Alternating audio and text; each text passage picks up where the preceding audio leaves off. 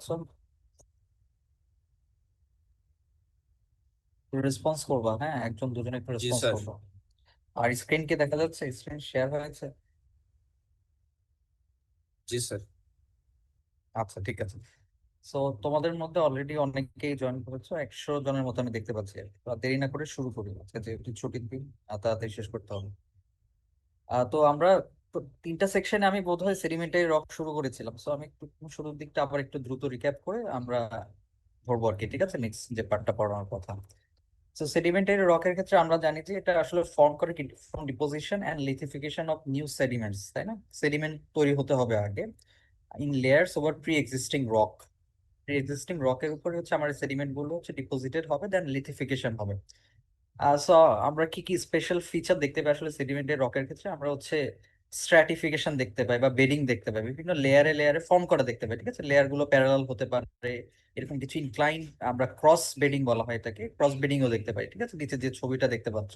এছাড়া হচ্ছে আমাদের সেডিমেন্টের রকে আমরা অনেক ফসিল দেখতে পাই, যেহেতু ওই সময় লাইফ ফর্ম ছিল, এগুলো ব্যারিড হয়ে যায় এটার মধ্যে, মানে লাইফ ফর্মে ব্যারিয়াল ঘটে, তো সেটা তো ফসিল হিসেবে থেকে যায়, তাই না? ফসিল থাকা মানে হচ্ছে যেহেতু এখানে তোমার কার্বন ম্যাটেরিয়াল আছে, তো কার্বনটা একসময় কনভার্টে হাই প্রেসার এবং হাই হিটে কনভার্ট হয়ে আমাদের বিভিন্ন ন্যাচারাল রিসোর্স যেমন কোল এবং হচ্ছে অয়েল এগুলোতে ফর্ম হবে। আর আমরা যদি আমাদের অ্যাবান্ডেন্সের দিকে তাকাই, যে আমাদের পুরো ক্রাস্ট যেটা হচ্ছে রকের তৈরি, সেখানে দেখা যায় সেডিমেন্টেরও খুব সামান্য, যদি আমরা সেডিমেন্টারি রক আমাদের সারফেসে অনেক দেখতে পাই। সারফেসে অলমোস্ট 80% হচ্ছে সেডিমেন্টারি রক। বাট এন্টায়ার ক্রাস্টের কথা চিন্তা করলে sedimentary rock almost 8%, igneous rock 65% maximum, আর মেটামরফিক রক হচ্ছে 27%-এর মতো, 27 থেকে 28%-এর মতো থাকে। তো এখন সবার প্রথমে আসি যে সেডিমেন্টের কথা আমরা বলছি, সেডিমেন্ট কিভাবে তৈরি হতে পারে। যেটা তৈরি হওয়ার অনেকগুলো ওয়ে আছে, সবচেয়ে কমন যেটা বেশিরভাগ ক্ষেত্রে হয় সেটা হচ্ছে ওয়েদারিং এবং erosion of pre existing rock. মানে একটা প্যারেন্ট রক থাকে, সেটা সলিড হিসেবে থাকে, ঠিক আছে, তো ওইটাকে যখন ডিকেইং বা ডিকম্পোজিশন হয়, সেটাকে আমরা ওয়েদারিং বলি অথবা ইরোশন বলি। ইরোশনটা হচ্ছে আসলে কি করে, ন্যাচারাল ফোর্সটা ওই লুজ পার্টিকেল বা সেডিমেন্টটাকে ক্যারি করে নিয়ে যায়, সেটাকে আমরা ইরোশন বলি। আর আরো একটা ওয়ে হতে পারে কেমিক্যাল প্রিসিপিটেশন ফ্রম সলিউশন হতে পারে, যে দেখো আমাদের সলিউশন বা ওয়াটার যখন মুভ করে রকের মধ্য দিয়ে, ওয়াটার কি করে আস্তে আস্তে ওই রকের যে মিনারেল গুলো আছে, মিনারেল কম্পোজিশন যে ক্যাটায়ন অ্যানায়ন, সেগুলোকে সে ডিজলভ করে। ওয়াটার হচ্ছে সবচেয়ে ভালো সলভেন্ট, তাই না, আমাদের পুরো পৃথিবীতে। সো এটা একসময় ওয়াটার একসময় সুপার স্যাচুরেটেড হয়ে যেতে পারে এই মিনারেল গুলো দিয়ে, তখন কি করে ওখান থেকে ওই কেমিক্যাল প্রিসিপিটেশন গুলো ফর্ম করে নিচে জমা হয় এবং ওইগুলো একসময় রক ফর্ম করে। ঠিক আছে, তার একটা এক্সাম্পল তোমরা এখানে দেখতে পাচ্ছ, যে টার্কিতে পামুকগেলে বলে একটা বিখ্যাত জায়গা আছে। এই এন্টার যে ফর্মেশনটা দেখতে পাচ্ছ, এটা হচ্ছে ওই আমাদের কেমিক্যাল প্রিসিপিটেশন থেকে তৈরি। এই পুরোটা হচ্ছে এক ধরনের লাইমস্টোন বা ক্যালসিয়াম কার্বনেট। ঠিক আছে, এটাকে বলে ট্রেভারটাইন বলা হয়।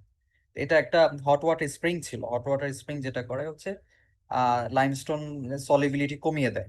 এর ফলে হচ্ছে লাইমস্টোনটা সুপার স্যাচুরেটেড হয়ে যায় ওয়াটারে এবং একসময় প্রিসিপিটেট করে এবং হচ্ছে সেডিমেন্ট বা সেডিমেন্টারি রক ফর্ম করে। ঠিক আছে, সো আরেকটা ওয়ে ওয়ে হতে পারে সেডিমেন্ট ফর্মেশনে, সেটা হচ্ছে secretion by organisms in water. আমরা জানি আমাদের মেরিন এনভায়রনমেন্টে যে বিভিন্ন রকম অর্গানিজম থাকে অথবা লাইফ ফর্ম থাকে, যে তারা তাদের যে টিস্যু গুলো অথবা তাদের স্কেলেটন ফর্ম করে মেরিন এনভায়রনমেন্ট থেকে হচ্ছে ক্যালসিয়াম আয়ন, বাইকার্বনেট আয়ন, সেগুলো নিয়ে। ঠিক আছে, তাদের বেশিরভাগ স্কেলেটনই হচ্ছে ক্যালসিয়াম কার্বনেটের তৈরি। তো এই লাইফ ফর্ম গুলো একসময় যখন আনএলাইভ হয়ে যায়, মারা যায় যখন, তখন কিন্তু ওই জিনিসটা জাস্ট সেডিমেন্ট হিসেবেই ব্যবহৃত হয়। ঠিক আছে, ওটার কোনো যেহেতু আর ভিত্তি থাকে না, ওগুলো একসময় জমতে জমতে পাইলড আপ হয় এবং লেয়ারে লেয়ারে এগুলো যখন তোমার চাপা পড়ে, কম্পেকশন হয়, লিথিফিকেশন, ওটা একসময় আমাদের সেডিমেন্টারি রক তৈরি করে। ঠিক আছে, এই যে ক্যালসিয়াম কার্বনেটের কথা তোমাদেরকে বললাম, লাইমস্টোন, এই লাইমস্টোনটা যেমন কেমিক্যাল প্রিসিপিটেশন থেকে হতে পারে, তেমনি সেটা অর্গানিজমস এর সিক্রেশন থেকে হতে পারে। ঠিক আছে, এই লাইমস্টোনটা দু ধরনের প্রক্রিয়ায় তৈরি হয়। সো এখন আমরা আসি যে আমাদের সেডিমেন্ট যখন তৈরি হয়, সেডিমেন্টকে আমরা অনেকভাবে ক্লাসিফাই করতে পারি, যে তাদের সাইজ অনুযায়ী এটাকে মোটামুটি এরকম অনেকগুলো ভাগে ক্লাসিফাই করা যায়। দেখো, সবচেয়ে বড় যে সাইজের যেগুলো 256 মিলিমিটারের থেকে বড়, তাদেরকে আমরা বোল্ডার বলছি। তারপর কোবল থাকে, পেবল থাকে, স্যান্ড তো তোমরা চিনো, তাই না? স্যান্ড নিয়ে আমরা খুব বেশি কাজ করি, কনস্ট্রাকশন ম্যাটেরিয়াল স্যান্ডের অনেক ব্যবহার হয়। তারপর সিল্ট হচ্ছে আরো ছোট। সিল্ট ক্লে নিয়ে তোমরা এখনো খুব একটা ডিল করো নাই। সিল্ট ক্লে হচ্ছে, আমরা সয়েল নিয়ে যখন কথা বলি, সয়েলের মেজর কনস্টিটিউয়েন্ট হচ্ছে সিল্ট এবং ক্লে। ঠিক আছে, এটা তোমরা থার্ড ইয়ারে হয়তো সয়েলের বিভিন্ন টেস্ট পড়বা বা থিওরি মেকানিক্সটা পড়বা। আর তোমরা অনেকে গ্র্যাভেলের নাম শোনো, তাই না? আমরা কথায় কথায় গ্র্যাভেল বলি। এই যে বোল্ডার, কোবল, পেবল, এগুলোকে কম্বাইন্ডলি গ্র্যাভেল বলা হয়। আর গ্র্যাভেলটাকে আসলে আমরা তিনটা ভাগে ভাগ করতে পারি, একই কথা। সো এখন আসি আমাদের সেডিমেন্ট যদি তৈরি হয়ে যায়, তারপরে কাজটা হচ্ছে সেডিমেন্টটাকে ট্রান্সপোর্ট করা। ঠিক আছে, ট্রান্সপোর্টটা কে করে? আসলে ট্রান্সপোর্টটা করে একটা মিডিয়াম, সেটা হতে পারে ওয়াটার, হতে পারে উইন্ড, হতে পারে ঠিক আছে, এয়ার হতে পারে। তো এখন ট্রান্সপোর্টেশনের ক্ষেত্রে একটা কিছু সিগনিফিকেন্ট ইফেক্ট আছে। ইফেক্ট গুলো কি আসলে? প্রথমত হচ্ছে যে আমাদের যে পার্টিকেল গুলো তৈরি হয়, লুজ সেডিমেন্ট যেগুলো তৈরি হয়, সেগুলো রাউন্ডিং হয়। রাউন্ডিং মানে কি? রাউন্ডিং হচ্ছে, দেখো পার্টিকেল গুলো তো আমাদের এই ব্রো থাকে, এজ থাকে, তাই না, শার্প এজ থাকে। সেগুলো যখন ট্রান্সপোর্ট করে নিয়ে যাওয়া হয়, এগুলো হচ্ছে আসলে নিজেদের মাঝখানে ফ্রিকশন ঘটে, এবং হচ্ছে যে ট্রান্সপোর্টিং যে মিডিয়ামটা, ওয়াটার হতে পারে, উইন্ড হতে পারে, আইস হতে পারে, তাদের সাথে এটা কি এক ধরনের অ্যাব্রেশন, ফ্রিকশন ঘটে। এর ফলে হচ্ছে তার এই শার্প এজ গুলো রাউন্ডেড হয়ে যায়। ঠিক আছে, সো আমাদের থ্রি ডাইমেনশনাল যে কোনো সলিড পার্টিকেল, সেটা রাউন্ডেড হয়ে একটা স্ফেরিক্যাল একটা শেপ ধারণ করে। আর কোনোটা যদি ফ্ল্যাটার হয়ে যায়, সেক্ষেত্রে সেটা আর স্ফেরিক্যাল হয় না, বাট এটার এজ গুলো, শার্প এজ গুলো রাউন্ডেড হয়ে যায়। ঠিক আছে, আরো একটা ঘটনা ঘটে, সেটাকে আমরা বলি সর্টিং। সর্টিং মানে কি? বিভিন্ন সাইজ অনুযায়ী এটাকে সাজানো। সো আমাদের সেডিমেন্ট গুলো যখন ট্রান্সপোর্টেড হয়, এগুলো কিন্তু তার যে মিডিয়ামটা তাকে ট্রান্সপোর্ট করছে, সেখানে কি টাইপের এনার্জি প্রিভেল করছে, তার উপর ডিপেন্ড করে এগুলো সর্টিং হয়। ফর এক্সাম্পল, যে আমাদের সেডিমেন্টকে যদি একটা রিভার বা একটা স্ট্রিম ক্যারি করে নিয়ে যায়, রিভারে যখন হাই এনার্জি থাকে, কারেন্ট অনেক বেশি থাকে, ভেলোসিটি বেশি থাকে, তখন সে বড় বড় পার্টিকেল গুলোকেও ক্যারি করতে পারে, ছোটগুলোকে তো করেই। কিন্তু এটা যখন একটু ফ্ল্যাটার একটা সার্ফেসে চলে যায়, তার স্লোপ কমে যায়, তাতে করে তার কি হয়? তার এনার্জিটা কমে যায়, তখন সে বড় পার্টিকেল গুলোকে আর ক্যারি করতে পারে না, সেগুলো তখন সেটেল করে। এখানে এক ধরনের কি সেগ্রেগেশন হচ্ছে, সর্টিং হয়ে যাচ্ছে। মিডিয়াম এনার্জি কি করে? মিডিয়াম সাইজ থেকে ছোট সাইজের সব পার্টিকেল ক্যারি করে। আবার আরো এনার্জি যখন আরো ছোট কমে যায়, যখন একদম ফ্ল্যাটার রিজিয়নে পৌঁছে যায়, তখন হচ্ছে আমাদের ওই পার্টিকেল গুলো বা ওই সেডিমেন্ট গুলো কি হয়ে যায়? আরো ছোট হয়ে যায়, মিডিয়াম যেগুলো, সেগুলো আর ক্যারি করতে পারে না। ঠিক আছে, এর মাধ্যমে সর্টিং হয়। সো আরো একটা ব্যাপার হচ্ছে, এই যে সেডিমেন্টের সাইজ কমে যায়, জিনিসটা তো আমরা বুঝতে পারি, তাই না? যে জায়গাতে আমার সেডিমেন্টের তৈরি হচ্ছে, সেটাকে যখন ট্রান্সপোর্ট করে দূরে নিয়ে যাওয়া হবে, তত কি সেডিমেন্টের সাইজটা কমে যাবে সর্টিং এর মাধ্যমে। ঠিক আছে, যে একদম প্যারেন্ট রক যেখানে, সোর্স যেখানে, সোর্সের কাছাকাছি হচ্ছে সেডিমেন্টের সাইজ বড় থাকবে, দূরে কমতে থাকবে। যে আমাদের যেহেতু স্ট্রিমটা, আমাদের যত সেডিমেন্টারি ল্যান্ড ফর্ম আমাদের দেশে তৈরি হয়, যেহেতু সব হিমালয় থেকে আসছে, সো আমরা আসলে কি সব ছোট সাইজের পার্টিকেল গুলো পাই। এই জন্য আমাদের দেশে যখন ফ্লাড হয়, বন্যা হয়, বা আমাদের চর তৈরি হয়, বেশিরভাগ কিন্তু স্যান্ডের তৈরি অথবা সিল্টের তৈরি হয়। ঠিক আছে, সিল্ট, ক্লে, এগুলো তৈরি হয়। সো এখন ট্রান্সপোর্টেশনে আরেকটা ইম্পর্টেন্ট ব্যাপার হচ্ছে শেপ। এই যে আমাদের সাইজ গুলো, যেখানে সোর্স যেখানে, সেখানে এই সাইজ গুলো কেমন থাকে? আমি একটু আগে বলেছি যে এজ গুলো কি শার্প থাকে, অ্যাঙ্গুলার থাকে। ঠিক আছে, আর আরো একটা ব্যাপার হচ্ছে যে আমাদের কোর্স, যেটা কোর্স মিনারেলের তৈরি যে সেডিমেন্ট গুলো, যেমন স্যান্ড, স্যান্ড কিন্তু তোমরা যেখানেই দেখো না কেন, সব জায়গাতে কিন্তু সেটা রাউন্ডেড থাকে না, তাই না? সেটা কিউবিক্যাল ফর্মে থাকে। আর আমাদের কোর্সটা কি খুব হার্ড। এটা হার্ডনেস, আমরা হার্ডনেস স্কেলে দেখেছিলাম 7। সেটা খুব হার্ড থাকে এবং রেজিস্ট্যান্ট টু ওয়েদারিং থাকে, তাই এটা সবসময় অ্যাঙ্গুলার থাকে, এটার কোনো রাউন্ডিং বা কোনো অ্যাব্রেশন ঘটে না। এছাড়া দেখা যায় যে নদী হচ্ছে রাউন্ডেড গ্রেন গুলাকে ক্যারি করে, যে এটা আস্তে আস্তে এটাকে রাউন্ড পলিশ করতে থাকে। আর উইন্ডের ক্ষেত্রে দেখা যায় এটা বেশিরভাগ ক্ষেত্রে অ্যাঙ্গুলার গ্রেন ক্যারি করে। যে মরুভূমির ক্ষেত্রে তোমরা যদি দেখো, যে এটা স্যান্ড গ্রেন যেগুলো, সেগুলো বেশিরভাগ ক্ষেত্রেই অ্যাঙ্গুলার হয়ে থাকে। আর গ্লেশিয়ার যেটা, তার গ্রেন গুলো নর্মালি ফ্ল্যাট হয়ে যায়। আর এই যে সর্টিং এর ব্যাপারে যেটা আমরা বলেছিলাম, যে সর্টিংটা হচ্ছে কি, তোমার আমার যে মিডিয়ামটা, সেটা কতটুকু ক্যারি করতে পারে, তার ক্যাপাসিটি কেমন, তার এনার্জি কেমন, তার ভিত্তিতে হয়ে থাকে। So the sorting measure the measures of is the measure of the variation in the range of grain sizes in a clastic rock or sediment. ঠিক আছে, যে আসলে কি রেঞ্জের গ্রেইন আমার এই মিক্সচারের মধ্যে আছে বা সেডিমেন্টের মধ্যে আছে, সেটাই হচ্ছে সর্টিং বোঝা। যে এখানে কি অনেক সাইজের, এটা রেঞ্জটা কি অনেক বড়, অনেক সাইজের সেডিমেন্ট আছে, না হচ্ছে খুব ইউনিফর্ম সাইজের সেডিমেন্ট আছে। ঠিক আছে, সেটা বোঝে। যেমন ওয়েল সর্টেড সেডিমেন্ট কাদেরকে বলি, একটু ছবির দিকে যদি তাকাও, না পড়ে, যে দেখো, ওয়েল সর্টেড হচ্ছে কি, যে আমাদের সেডিমেন্টের সাইজ গুলো কি হবে, মোরলেস ইউনিফর্ম হবে। যত বেশি ইউনিফর্ম, তত কি সর্টিংটা তত ভালো হবে। আর পুরলি সর্টেড কাদেরকে বলছে? যেখানে বড় সাইজের, ছোট সাইজের সব ধরনের সেডিমেন্ট পাওয়া যাবে। ঠিক আছে, এখানে আরো এক্সাম্পল দেখতে পাচ্ছ, অ্যাঙ্গুলারটা কিভাবে রাউন্ডেড হয়ে যাচ্ছে, ফ্ল্যাটারটাও রাউন্ডেড এজ পেয়ে যাচ্ছে। সো এবার যদি আমাদের ট্রান্সপোর্টেশন হয়ে যায় সেডিমেন্টেশনে, বাকি থাকে লিথিফিকেশন। এর মাধ্যমে হচ্ছে আমাদের সেডিমেন্টারি রকটা ফর্ম করে। ওকে, সো লিথিফিকেশন তোমাদেরকে আমি বলেছিলাম যে আমাদের সেডিমেন্ট গুলো যখন ডিপোজিটেড হয়, সেগুলো তখন লুজ বা আনকনসলিডেটেড থাকে, এগুলোর মাঝখানে অনেক ভয়েড থাকে, তার মধ্যে ওয়াটার থাকে, এয়ার থাকে। সো প্রথমেই যে প্রসেসের মধ্যে দিয়ে সে যায়, সেটা হচ্ছে কম্পেকশন।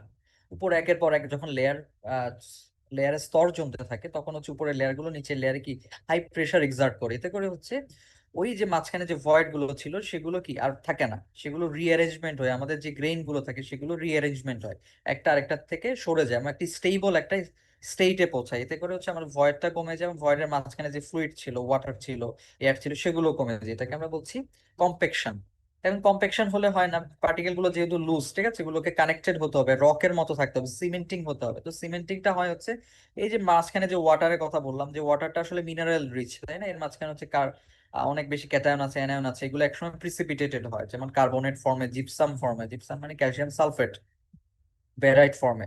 এগুলো হচ্ছে বাইন্ডিং এজেন্ট হিসেবে কাজ করে। সিমেন্ট যেরকম আমাদের বাইন্ডিং এজেন্ট হিসেবে কাজ করে, এগুলো তেমনি ভাবে বাইন্ডিং এজেন্ট হিসেবে কাজ করে আমাদের সেডিমেন্ট গুলোকে জোড়া লাগায়। এটাকে আমরা বলছি লিথিফিকেশন। তো এই লিথিফিকেশন দুটা পর্যায়ে হয়, যেটা বললাম কম্প্যাকশন, সিমেন্টেশন। এর ফলে আমরা ফাইনালি গিয়ে আমাদের সেডিমেন্টারি রকটা পাই। তো এখন সেডিমেন্টারি রক আসলে কত ধরনের হতে পারে, তো এটাকে আমরা ভাগ করতে পারি, দেখো, বেসড অন ডিপোজিশনাল এনভায়রনমেন্ট, কোন এনভায়রনমেন্টে সে ডিপোজিটেড হচ্ছে তার ভিত্তিতে এটাকে আমরা পাঁচটা ভাগে ভাগ করতে পারি। প্রথম টাইপ হচ্ছে marine sedimentary rock. Marine sedimentary rock তাহলে ডিপোজিটেড হবে মেরিন এনভায়রনমেন্টে বা ওশানিক এনভায়রনমেন্টে। সেটা শ্যালো ওশানে হতে পারে, মানে অল্প অগভীর ওশানে হতে পারে, বেশিরভাগ ক্ষেত্রে এই জায়গাতেই হয়, অথবা খুব ডিপ ডিপ সিতে হতে পারে, ঠিক আছে, সি বেডে বা ওশান বেডে হতে পারে। তো কিছু তোমার মেরিন সেডিমেন্টারি রকের উদাহরণ হচ্ছে চক। চক যেটাকে আমরা লাইমস্টোন হিসেবে জানি, ঠিক আছে, লাইমস্টোন, শুধু লাইমস্টোনও আছে। লাইমস্টোনের একটা তোমার মেটামরফোস ফর্ম হচ্ছে চক। তারপর শেলটা হচ্ছে কি কাদামাটি, মাঠ দিয়ে তৈরি, ক্লে, সিল্ট, যখন এই মিনারেল গুলো যখন বেশি থাকে তখন শেল তৈরি হয়। তো শার্টটাও হচ্ছে কি এক ধরনের যে অর্গানিক বায়োজেনেসিস এর কথা তোমাদেরকে বলেছিলাম, যে বায়োজেনেসিস এর ফলে আমাদের কি এক ধরনের সেডিমেন্ট তৈরি হয়। তো বায়োজেনেসিসটা যদি তোমার ওই আমাদের সিলিকেট টাইপের মিনারেল দিয়ে তৈরি হয়, তাহলে হচ্ছে যে রকটা তৈরি করবে সেটাকে আমরা শার্ট বলি, ঠিক আছে। এখানে একটা এক্সাম্পল দেখতে পাচ্ছ, সাদা সাদা, এটা অবশ্যই লাইমস্টোনে তৈরি, দেখো কোস্টাল এরিয়াতে, এক সময় ওশান বেডের নিচে ছিল। তো ফ্লুভিয়াল সেডিমেন্টারি রক সেটা হচ্ছে কি, তার ডিপোজিশন এনভায়রনমেন্ট হচ্ছে রিভার, আমাদের দেশে বেশিরভাগ যেরকম হয়, ঠিক আছে, স্যান্ডস্টোন, কংগ্লোমারেট, মার্ডস্টোন। ফ্লাড প্লেনে হচ্ছে নর্মালি কাদামাটি জমে যায়, সেখান থেকে হচ্ছে মার্ডস্টোন তৈরি হয়। তো লেকাস্ট্রাইন সেডিমেন্টারি রক হচ্ছে কি লেকের মধ্যে, যেটা লেকটা কি তুলনামূলক স্থির, তাই না? এটা খুব ফ্লোয়িং ওয়াটার থাকে না, মানে স্টেবল বা স্ট্যাগনেন্ট ওয়াটার থাকে, সেখানে যে রক তৈরি করে সেটাকে আমরা লেকাস্ট্রাইন সেডিমেন্টের রক বলছি। এওলিয়ানটা হচ্ছে ডিজার্ট, মানে উইন্ড যে রক সেডিমেন্ট গুলোকে ক্যারি করে নিয়ে আসবে, যে ল্যান্ড ফর্মটা তৈরি হচ্ছে সেটা হচ্ছে এওলিয়ান।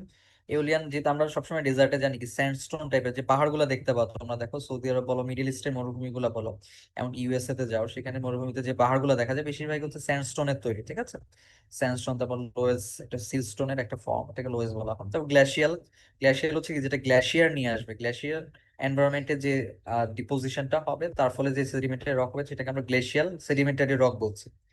আর তার এক্সাম্পল হচ্ছে তোমরা টিলাইট, ক্লে স্টোন বলা হয় এগুলোকে। এগুলো তোমরা হয়তো ওই আফগানিস্তান, পাকিস্তান এবং ইন্ডিয়ার যদি নর্দার্ন সাইডে যাও, যে ল্যান্ড ফর্মটা দেখতে পান, সবাই যেটা পছন্দ করে আর কি, ঘুরতে যেতে চায়, ঠিক আছে, ওইটা আসলে গ্লেশিয়াল সেডিমেন্টারি রকের একটা এক্সাম্পল। এবার আসি যে সেডিমেন্টের রকে, তো সেডিমেন্টের টাইপের উপর ভিত্তি করে কয়টা ভাগে ভাগ করতে পারে। একটু আগে আমরা দেখলাম যে সেডিমেন্টটা হচ্ছে তিনটা প্রসেসে হতে পারে, ঠিক আছে। একটা হচ্ছে ওয়েদারিং ও ইরোশনের মাধ্যমে হতে পারে। তো ওয়েদারিং ও ইরোশনের মাধ্যমে সেডিমেন্ট তৈরি হয়, এবং এগুলো যদি ফিজিক্যাল ডিপোজিশনের ফলে যে ধরনের সেডিমেন্টারি রক তৈরি হয় সেটাকে আমরা বলি ক্লাস্টিক সেডিমেন্টারি রক। এটাই হচ্ছে সবচেয়ে অ্যাবান্ডেন্ট বা সবচেয়ে কমন, তাই না? আমাদের সেডিমেন্টারি রকের মধ্যে সবচেয়ে বেশি হচ্ছে ক্লাস্টিক সেডিমেন্টারি রকটা দেখা যায়। আর কেমিক্যাল সেডিমেন্টারি রক যেটা, ওই যে তোমাদেরকে টার্কির একটা এক্সাম্পল দেখিয়েছিলাম, যে প্রেসিপিটেশন থেকে, ওয়াটারের প্রেসিপিটেশন থেকে যেটা ফর্ম করে, বা কেভের মধ্যে আমরা যেটা দেখতে পাই, তোমাদেরকে আমি দেখিয়েছিলাম স্ট্যালাকটাইট, স্ট্যালাগমাইটস, ঠিক আছে, এগুলো হচ্ছে কেমিক্যাল সেডিমেন্টারি রকের উদাহরণ। এছাড়া হচ্ছে এই যে রক সল্ট, যেটা আমরা যে লবণ হিসেবে খাই, তাই না, এটা আসলে কি ইভাপোরেট না এক ধরনের, সমুদ্রের পানিকে এক জায়গায় আলাদা করে রাখে এটা, তারপর কি যখন ইভাপোরেট করে চলে যায় তখনই তো সল্ট হিসেবে থেকে যায়। আর ন্যাচারালি যেটা ফর্ম করে সেটা হচ্ছে একটা রক ফর্মেশন করে, একটা মানে একদম ন্যাচারাল রক সল্টের কি একটা ফর্মেশন সে তৈরি করে, এটা হচ্ছে এক ধরনের সেডিমেন্টারি রক, ঠিক আছে। আর আরেকটা হচ্ছে বায়োকেমিক্যাল অথবা অর্গানিক সেডিমেন্টারি রক বলা হয়, যেটা বলেছিলাম যে আমাদের মাইক্রো অর্গানিজম, তাদের স্কেলিটন, তাদের বডি যেটা, সেটাই হচ্ছে স্যাক্রিফিশিয়াল হিসেবে ব্যবহৃত হয়। মানে ওরা যখন মারা যায় তখন হচ্ছে ওটা হচ্ছে কি আমাদের সেডিমেন্ট হিসেবে কাজ করে, এবং ওরা জোড়া লেগে বা লিথিফাইড হয়ে একসময় সেডিমেন্টারি রক তৈরি করে, ঠিক আছে। এছাড়া তোমরা কোরাল রিফের নাম শুনেছো, যে কোরাল রিফ, অথবা আমাদের তোমরা সেন্ট মার্টিনে গেলে হচ্ছে তোমরা কি বলে এটাকে, প্রবাল যেটা, ঠিক আছে, প্রবাল, ওই প্রবালের নাম শুনেছো, সেটাও কিন্তু লিভিং একটা অর্গানিজম, বাট এটা যখন মারা যাবে এটা তো আসলে কি একটা রক হিসেবেই থাকবে, তাই না? সেখানে কিছু এক্সাম্পল দেখতে পাচ্ছ, যে ক্লাস্টিকটা কি, যেটা বললাম ওয়েদারিং বা লুজ পার্টিকেল থেকে তৈরি হয়। এখানে কংগ্লোমারেট দেখতে পাচ্ছ, দেখো ছোট ছোট গ্র্যাভেল, বিভিন্ন রকম গ্র্যাভেল, এগুলো হচ্ছে লিথিফাইড হয়ে হচ্ছে কংগ্লোমারেট তৈরি করছে, এটা এক ধরনের clastic sedimentary rock. Rock salt, এটা কেমিক্যাল প্রিসিপিটেশন থেকে তৈরি হচ্ছে, এটা একদম ইভাপোরাইট। আর শার্টের কথা তোমাদেরকে বলেছিলাম, আমাদের যে মাইক্রো অর্গানিজম বা লাইফ ফর্ম ওশানের, মেরিন লাইফ ফর্ম যেটা, তারা যদি তারা যদি হচ্ছে তোমার সিলিকেট সিলিকেট দিয়ে যদি তাদের টিস্যু তৈরি থাকে এবং তারা যখন মারা যায় ওইটা থেকে যে রকটা তৈরি হয় সেটাকে আমরা শার্ট বলি, ঠিক আছে। সেখানে কিছু ক্লাসিক সেডিমেন্টের রকের উদাহরণ দেখতে পাচ্ছ তোমরা। ব্র্যাকিয়া বলে একটা টাইপ আছে। ব্র্যাকিয়াটা হচ্ছে কি দেখো, এটাও কিন্তু তোমার গ্র্যাভেল সাইজের, ঠিক আছে, বড় বড় সাইজের সেডিমেন্ট দেখতে পাচ্ছ তোমরা এখানে, কিন্তু পার্থক্য হচ্ছে এগুলো অ্যাঙ্গুলার হয়ে থাকে। তার মানে কি, এটা হচ্ছে সোর্স, তোমাদেরকে সর্টিং এর কথা বলেছিলাম, সর্টিং এবং শেপের কথা বলেছিলাম, এটা হচ্ছে সোর্সের কাছাকাছি তৈরি হয়। সো এগুলো যখন লিথিফাইড হয়, বন্ডেড হয়, বাইন্ডেড থাকে, তখন এটাকে আমরা ব্র্যাকিয়া বলতে পারি। এই সিমিলার টাইপের আমাদের গ্র্যাভেল গুলো যদি রাউন্ডেড থাকে, মানে সোর্স থেকে দূরে তৈরি হয়, সেক্ষেত্রে এটাকে আমরা কংগ্লোমারেট বলবো, ঠিক আছে। কম্পোজিশন কিন্তু সেম, বাট হচ্ছে একটা হচ্ছে অ্যাঙ্গুলার থাকে আর একটা রাউন্ডেড থাকে। আর স্যান্ডস্টোন যেটা, সেটা স্যান্ড দিয়ে তৈরি থাকে, তাই না? যে স্যান্ড হচ্ছে তার সেডিমেন্ট হিসেবে থাকবে এবং এটাকে যখন কম্প্যাক্টেড হবে এটা, এবং হচ্ছে এটা কি হবে, সিমেন্টেড হবে, তখন একসময় স্যান্ডস্টোন তৈরি করবে। যেটা বললো মরুভূমির পাহাড়গুলো দেখতে বেশিরভাগ কিন্তু এরকম কালারের হয়, স্যান্ডস্টোনের তৈরি। এছাড়া সেইল আছে কাদা মাটি থেকে, ঠিক আছে। আমাদের ক্লে এবং সিল্টের কথা আমরা ভুলে যাচ্ছি, যে আমাদের সেডিমেন্ট, এগুলো হচ্ছে সবচেয়ে ছোট সাইজের সেডিমেন্ট, একদম নিচের দিকে আমরা দেখেছিলাম। সেগুলো যখন তোমার কম্প্যাক্টেড হবে সেগুলো শেল তৈরি করবে। তো শেলের একটা ব্যাপার হচ্ছে, এটা ফিসাইল, এটা হচ্ছে বিভিন্ন থিন শীট আকারে ভেঙে যায়। এটাকে তুমি যখন ভাঙবা, এটা হচ্ছে কিউবিকেল বা তোমার এবড়ো থেবড়ো ভাবে ভাঙবে না, এটা বরং হচ্ছে একটা থিন শীট আকারে ভেঙে যাবে। সেটা, এই প্রপার্টিটাকে বলা হয় ফিসাইল প্রপার্টি, ঠিক আছে। তো শেলটা হচ্ছে ফিসাইল। আর সিলস্টোন কে, সিলস্টোন সিল্টের তৈরি হবে, এন্টায়ারলি সিল্টের তৈরি হবে। সো এটা হচ্ছে নন ফিসাইল, এটা হচ্ছে ইরেগুলার ব্লক হিসেবে ভাঙবে। আর ক্লে স্টোন দেখো, আমাদের লাল রঙের কাদামাটি থাকে, লাল রঙের কাদামাটি থেকে এটা তৈরি হয়েছে, এটা আমরা দেখতে পাচ্ছি এখানে। সো এটা ফাইন গ্রেইন, এটা সেডিমেন্টটা ফাইন গ্রেইন হবে। দেখো স্যান্ডস্টোনটা কিন্তু মিডিয়াম গ্রেইন থাকে, সাইজটা একটু বড় থাকে, এগুলোর আরো বড় থাকে, আর এগুলো হচ্ছে একদম ফাইন গ্রেইন। সেটাও নন ফিসাইল, ঠিক আছে। তো এখন আমরা আসি কেমিক্যাল সেডিমেন্টারি রক। তো তোমাদেরকে বলেছিলাম যে কেমিক্যাল সেডিমেন্টারি রকটা কখন ফর্ম করে, যখন হচ্ছে যে তার আমাদের যে কোনো সলিউশনের, ওয়াটার হতে পারে, তার মিনারেল কনস্টিটিউয়েন্ট যখন সুপার স্যাচুরেটেড হয়ে যায় এবং ইনঅর্গানিক্যালি যখন প্রিসিপিটেট করে, মানে কোনো অর্গানিক প্রেজেন্স ছাড়া, অর্গানিক অ্যাক্টিভিটি ছাড়া, তখন হচ্ছে আমাদের কেমিক্যাল সেডিমেন্টারি রকটা তৈরি হয়, ঠিক আছে। তার উদাহরণ হচ্ছে রক সল্ট, হ্যালাইট। এই যে একটা এক্সাম্পল দেখতে পাচ্ছ আমেরিকার উটাতে, গ্রেট সল্ট লেক বলা হয়, ঠিক আছে। উটার কিন্তু তোমার যে স্টেট ক্যাপিটাল, সেটার নাম কিন্তু সল্ট লেক সিটি, ঠিক আছে। সল্ট লেকের নামে কিন্তু নামকরণ করা, একদম সল্ট দিয়ে। এটা একটা লেক এনভায়রনমেন্টাল, লেকাস্ট্রাইন সেডিমেন্টারি রক তোমাদেরকে বলেছিলাম। এবং হচ্ছে ওই কেমিক্যাল প্রেসিপিটেশনের মাধ্যমে কিন্তু এখানকার ল্যান্ডফর্ম তৈরি হয়েছে। তারপর হচ্ছে জিপসামের কথা আমরা জানি, ক্যালসিয়াম সালফেট, তাই না? তোমাদেরকে আমি মিনারেলস যখন পড়েছিলাম একটা কেভ দেখিয়েছিলাম। সো কেভটা এন্টায়ারলি জিপসামে তৈরি ছিল, ওটাও কিন্তু কেমিক্যাল সেডিমেন্টেশনের মাধ্যমে তৈরি। সো এখানে তোমরা একটা এক্সাম্পল দেখতে পাচ্ছ, এটা ইতালি সিসিলিতে ক্যাপো বিয়াঙ্কো বলা হয় জিপসাম ফরমেশন, সাদা রঙের দেখো। So এবার আসি আমরা biochemical sedimentary rock. So what are biochemical sedimentary rock? They are composed of organic sediments derived by biological process. যেটা বলেছিলাম যে আমাদের বায়োলজিক্যাল যে লাইফ ফর্ম গুলো থাকে, তারা হচ্ছে তাদের যখন টিস্যু তৈরি করে, তাদের স্কেলেটন তৈরি করে, তখন হচ্ছে তারা যে এনভায়রনমেন্টে থাকে সেখান থেকে তারা হচ্ছে ক্যাটায়ন অ্যানায়ন গুলোকে অ্যাবজর্ব করে হচ্ছে সেগুলো তৈরি করে। এবং ওগুলো হচ্ছে আসলে কি, আমাদের বিভিন্ন কার্বনেট, বিভিন্ন সালফেট, তাই না, বিভিন্ন সিলিকেট। তো বেশিরভাগ ক্ষেত্রে দেখা যায় যে মেরিন যে আমাদের লাইফ ফর্ম গুলো, তারা হচ্ছে লাইমস্টোনের তৈরি থাকে, তাদের স্কেলেটন বলো, তাদের টিস্যু বলো, ঠিক আছে। তো তারা যখন মারা যায়, তখন তাদের এই ক্যালকেরিয়াস বা লাইমস্টোন লাইক যে টিস্যুটা, সেটা হচ্ছে কি আমাদের রক হিসেবে ব্যবহৃত বা রকের সেডিমেন্ট হিসেবে ব্যবহৃত হয়, ঠিক আছে। এটা হচ্ছে কোরাল ফর্মের কথা তোমরা জানো, কোরাল, কোরাল রিফের দেখা যায় এটা। Coral form from the remains of plants that have removed carbon from the atmosphere and combined it with the other elements to build their tissue. যেটা আমরা বলছি, এই যে কোরাল, কোরাল রিফ যে তৈরি করে, কোরাল রিফ তারা কিভাবে তৈরি করে, তারা আসলে ওই যে কার্বন, এয়ার থেকে কার্বনটা নেয়, তারপর হচ্ছে ক্যালসিয়াম বলো, তা কার্বনেট বলো, সবকিছু হচ্ছে তারা ইয়া থেকে না, মেরিন এনভায়রনমেন্ট বা ওশান থেকে নিয়ে যায়, ঠিক আছে। ওশানের মধ্যে তো এগুলো অ্যাবান্ডেন্স অনেক বেশি থাকে। সো এখানে তোমরা এক্সাম্পল দেখতে পাচ্ছ লাইমস্টোন। দেখো লাইমস্টোন আমরা দেখেছিলাম কি, আহ, তোমাদেরকে একটা এক্সাম্পল আমি দেখেছিলাম টার্কির ক্ষেত্রে, ওটা হচ্ছে কেমিক্যাল প্রিসিপিটেশনের মাধ্যমে তৈরি। আবার এই লাইমস্টোনটা দেখো, এটা কিসের মাধ্যমে তৈরি, এটা হচ্ছে অর্গানিক বা বায়োজেনেসিসের মাধ্যমে তৈরি, ঠিক আছে। এটা হচ্ছে কোরাল রিফের একটা পার্ট। এটা এক সময় খুব লাইভলি একটা কোরাল রিফ ছিল, এখন মারা গিয়েছে। এখন কি, এখন জাস্ট একটা রক, রক হিসেবেই কিন্তু আছে, ঠিক আছে।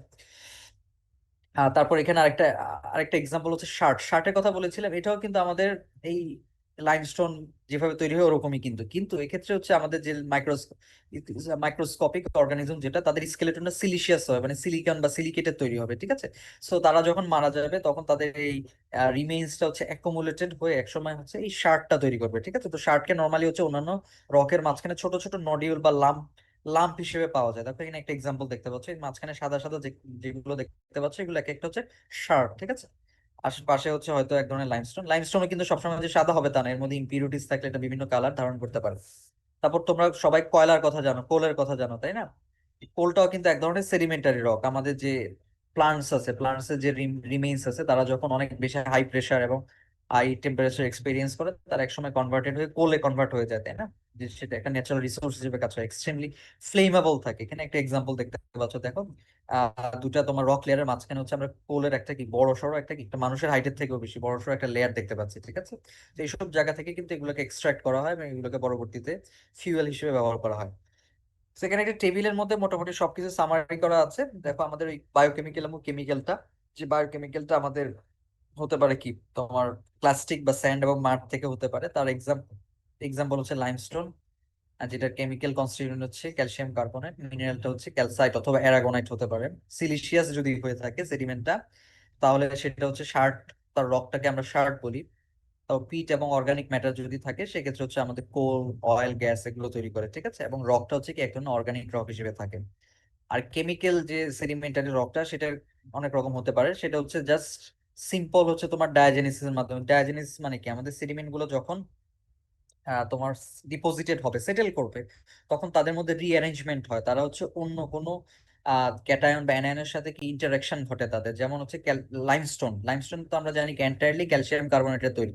সেটা যদি এমন একটা এনভায়রনমেন্টে থাকে যেখানে হচ্ছে ম্যাগনেসিয়াম আয়ন আছে, সেক্ষেত্রে সেটা হচ্ছে তার সাথে কম্বাইন্ড হয়ে বা ইন্টারাক্ট করে সে হচ্ছে ক্যালসিয়াম ম্যাগনেসিয়াম কার্বনেট তৈরি করবে, যেটাকে আমরা ডলোমাইট হিসেবে জানি, তাই না? ওই ডলোমাইট মিনারেলটা যে রক তৈরি করবে সেটাকে ডলোস্টোন বলা হয়। এছাড়া হচ্ছে আয়রন অক্সাইডের সেডিমেন্ট, তোমরা আমরা কি হেমাটাইটের কথা জানি, লিমোনাইটের কথা জানি, তাই না? এগুলো কিন্তু হচ্ছে আয়রন ওর, এগুলাকে কিন্তু খনি থেকে আয়রন করে আয়রনটাকে এক্সট্রাক্ট করা হয়, ঠিক আছে? এগুলো কিন্তু এক ধরনের সেডিমেন্টারি রক, ওকে? তারপর ইভাপোরাইটের কথা জানো। ইভাপোরেট মানে কি, পানির মধ্যে ছিল, এগুলো ডিজলভড অবস্থা, এবং পানি যখন ইভাপোরেট করে চলে গেল তখন হচ্ছে এগুলো ডিপোজিটেড হলো এবং এগুলো একসময় রক ফর্ম করে। তার জন্য হচ্ছে সোডিয়াম ক্লোরাইড, ক্যালসিয়াম সালফেট মানে কি জিপসাম, অথবা ক্যালসিয়াম কার্বনেট বা লাইমস্টোন, ঠিক আছে? এগুলো প্রত্যেকটাই কিন্তু ইভাপোরাইটের উদাহরণ, ওকে? তো এবার আমরা কিছু মানে সবচেয়ে মানে মোস্টলি অ্যাবান্ডেন্ট কিছু সেডিমেন্টারি রক সম্পর্কে একটু জানি। সবচেয়ে বেশি আমাদের আর্থে যেটা দেখা যায় সেটা হচ্ছে শেল, ঠিক আছে? তো শেলটা কি, দেখো শেলটা একটা ফাইন গ্রেইনড। ফাইন গ্রেইন মানে কি, এটা সেডিমেন্ট যেটা ছিল সেটা কি ফাইন গ্রেইন সেডিমেন্টের তৈরি। ফাইন গ্রেইন বলতে আমাদের কারা কারা ছিল? ক্লে ছিল, সিল ছিল, তারা ছিল ফাইন গ্রেইন। খেয়াল আছে তোমাদের একদম নিচের দিকে যারা ছিল? এবং প্লাস্টিক, প্লাস্টিক মানে কি ওয়েদারিং এবং ইরোশনের মাধ্যমে সেডিমেন্ট গুলো তৈরি হচ্ছে, made from compacted mud and clay, যেটা বলেছিলাম। Shales are mostly abundant, forming 70 to 80% of all sedimentary rocks। মানে আমরা যত সেডিমেন্টারি রক সারফেসে দেখতে পাই তার 70 থেকে 80% হচ্ছে আমাদের এই শেলটা, ঠিক আছে? এবং এটার কালারটা নর্মালি হচ্ছে ব্ল্যাক এবং গ্রে হিসেবে পাওয়া যায়, depending on the other constituents in them. আর কি কি ধরনের তোমার ইম্পিউরিটিস তাদের মধ্যে থাকে তার উপর ডিপেন্ড করে। এবং এদের গ্রেন সাইজটা যেহেতু সিল্ট এবং ক্লের সাইজ কিন্তু তোমরা যদি একটু ওই যে ছবিটা শুরুর দিকে দেখিয়েছিলাম দেখো, যে খালি চোখে দেখা যাবে না, ঠিক আছে? এটাকে আমরা নর্মালি এক্সরে অ্যানালাইসিস করে এক্সআরডি, এক্সআরএফ এগুলো কথা তোমাদেরকে বলেছিলাম, সেগুলোর মাধ্যমে আমরা দেখতে পারবো, ঠিক আছে? সো শেলের ক্ষেত্রে বেশিরভাগ ক্ষেত্রে দেখা যায় 30%, অলমোস্ট 30%, অ্যাটলিস্ট 30% হচ্ছে ক্লে মিনারেল থাকে। এর থেকে বেশিও থাকতে পারে, কিছু সামান্য পরিমাণ course feldspar, carbonate, iron oxide, organic matter থাকে, ঠিক আছে? আর শেলের একটা উল্লেখযোগ্য বৈশিষ্ট্য কিভাবে এটাকে চিনা যায়, যে এটাকে প্রথমত চিনা যায় এটা ব্ল্যাক এবং গ্রে কালারের। তারপর যেটা ফিসাইল, এটাকে তুমি যখন ভাঙবা তো এটা প্লেট হিসেবে ভেঙে যাবে, ঠিক আছে? একটা শীট, প্লেন শীট হিসেবে ভাঙতে থাকবে, ঠিক আছে? লেয়ার হিসেবে ভাঙবে, ফ্লেকি থাকবে। আর সেইটাকে আসলে কোথায় ব্যবহার করা হয়, দেখো তোমরা সিমেন্ট পড়ছো, সিমেন্টে তোমরা জানো যে একদম র ম্যাটেরিয়াল হিসেবে ক্লিংকার বানানোর সময় কি লাইমস্টোনকে ব্যবহার করা হয়, তাই না? লাইমস্টোন এর মধ্যে কি দেয়, ক্যালসিয়াম আয়ন দেয়, কার্বনেট আয়ন দেয়। কিন্তু আমরা জানি কি আমাদের যে সিমেন্টের যে প্রোডাক্ট গুলো সেগুলো কি ক্যালসিয়াম সিলিকেট হাইড্রেট, তার মানে সিলিকেটটা তো মিসিং। তো সিলিকেটটা তো আমাকে দিতে হবে, তাই না? সিলিকেটের সোর্স হিসেবে হচ্ছে শেলটাকে ব্যবহার করা হয় র ম্যাটেরিয়ালের ক্ষেত্রে, ঠিক আছে? শেল মানে হচ্ছে তোমার এই যে আমাদের ক্লে এবং সিল, ক্লে এবং সিল তোমাদের যদি মিনারেল চ্যাপ্টারটা খেয়াল করে দেখো, এগুলো কি এক ধরনের সিলিকেট। সো এই জন্য হচ্ছে সিমেন্টের ক্ষেত্রে পোর্টল্যান্ড সিমেন্ট প্রোডাকশন এটাকে ব্যবহার করা হয়। এছাড়া ব্রিক তৈরিতে এটাকে ব্যবহার করা হয়। ব্রিক তো মাটির তৈরি থাকে, তাই না? তো মাটির একটা সোর্স, এই তো হলো সোর্সই তো হলো হচ্ছে আমাদের শেল। তারপর পটারি, মাটি দিয়ে যে পটারি বিভিন্ন জিনিসপত্র, যে মৃৎশিল্প যেটাকে আমরা বলি, সেটার ক্ষেত্রে এটাকে ব্যবহার করা হয়, টাইলস তৈরির ক্ষেত্রে এটাকে ব্যবহার করা হয়, ঠিক আছে? এবং হচ্ছে এই শেইলের যেহেতু তোমার সবচেয়ে বেশি অ্যাবান্ডেন্ট, এর মধ্যে হচ্ছে অনেক ন্যাচারাল রিসোর্স থাকে, গ্যাস থাকে, পেট্রোলিয়াম থাকে। এরপর আসে আমরা স্যান্ডস্টোনে। স্যান্ডস্টোন হচ্ছে সেইলের পর সবচেয়ে বেশি পরিমাণ পাওয়া যায় সারফেসে, দেখো 15%-এর মতো অলমোস্ট।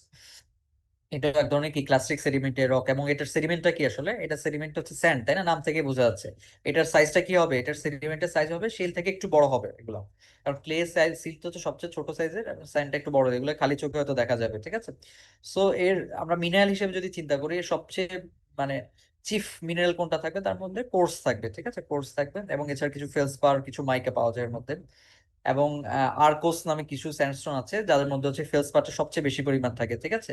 তো এই ফেলসপার, এই স্যান্ডস্টোন বা তোমার আর্কোস, এগুলো প্রত্যেকটা জিনিস কিন্তু হচ্ছে আমার সেডিমেন্ট, তো ওয়েদারিং এর মাধ্যমে তো তৈরি হয়েছে, তাই না, যেহেতু একটা ক্লাস্টিক সেডিমেন্টের রক, এগুলো হচ্ছে গ্রানাইট থেকে, গ্রানাইটিক যেসব রক সেগুলো থেকে এগুলো তৈরি হয়েছে। আমরা জানি কি গ্রানাইটিক, গ্রানাইট এক ধরনের কি ফেলসিক রক, মনে আছে তোমাদের ফেলসিক রক? ফেলসিক রক মানে কি, এখানে কোর্স বেশি থাকবে, ফেলসপার বেশি থাকবে, সো এগুলো থেকে হচ্ছে এই স্যান্ডস্টোনটা তৈরি হবে। অথবা আরেকটা স্যান্ডস্টোনের ওয়েদারিং এর ফলেও কিন্তু এই নতুন আর একটা স্যান্ডস্টোনের সেডিমেন্ট তৈরি হতে পারে। এছাড়া গ্রে ওক বলে আরেক ধরনের স্যান্ডস্টোন পাওয়া যায়, তাদের মধ্যে নর্মালি হচ্ছে আর্জিলাসিয়াস ক্যারেক্টার থাকে। আর্জিলাসিয়াস মানে হচ্ছে তাদের মধ্যে হচ্ছে ক্লে সিল্ট এগুলো বেশি থাকবে, ক্লে সিল্ট বেশি থাকার কারণে এরা হচ্ছে একটু ব্রিটেল থাকে, ঠিক আছে, এদের স্ট্রেংথ কম থাকে, সহজে ভেঙে যায় এরা।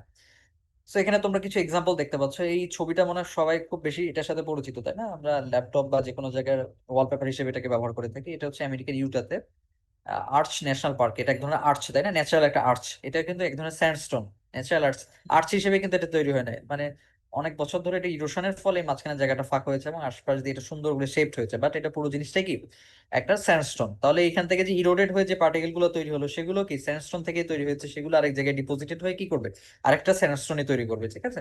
তারপর এই ছবিটার সাথে তোমরা পরিচিত, তাই না, খুব সুন্দর ব্রেইডেড এবং লেয়ার দেখতে পাচ্ছি আমরা। এটা হচ্ছে আমেরিকার অ্যারিজোনাতে, এটা নাভাহো স্যান্ডস্টোন বলা হয়, ঠিক আছে, খুব বিশাল, এটাও কিন্তু গ্র্যান্ড ক্যানিয়নের একটা পার্ট। এটা মাঝখান দিয়ে একসময় নদী গিয়েছে, তাই না, এই যে ইরোশনের দাগ তোমরা দেখতে পাচ্ছ, তো এটাও কিন্তু স্যান্ডস্টোনের তৈরি। এবার হচ্ছে লাইমস্টোন, লাইমস্টোনটা হচ্ছে তোমার এবার সবচেয়ে বেশি পাওয়া যায় আর কি স্যান্ডস্টোনের পর, অলমোস্ট 10% হিসেবে পাওয়া যায়, ঠিক আছে। তো লাইমস্টোন আমরা জানি কি দুইটা উপায়ে তৈরি হতে পারে। লাইমস্টোন যে তোমার সেডিমেন্টটা, লাইমস্টোনের যে সেডিমেন্টটা, যে কেমিক্যাল প্রসেসে হতে পারে প্রিসিপিটেশনের মাধ্যমে, অথবা হচ্ছে অর্গানিক উপায়, যে রিফর্মেশন, কোরাল রিফর্মেশন, বা আমাদের মেরিন অর্গানিজমস এর কি স্কেলেটন থেকে হতে পারে। সো এটার মিনারেলটা ক্যালসাইট হতে পারে, আরাগোনাইট হতে পারে, তাদের কম্পোজিশন কিন্তু এই ক্যালসিয়াম কার্বনেটই, বাট বিভিন্ন নাম হতে পারে, ঠিক আছে, ক্রিস্টালাইজেশন ফর্মের কারণে। সো লাইমস্টোনের ক্ষেত্রে একটা ব্যাপার হলো, লাইমস্টোনটা নর্মালি হচ্ছে তোমার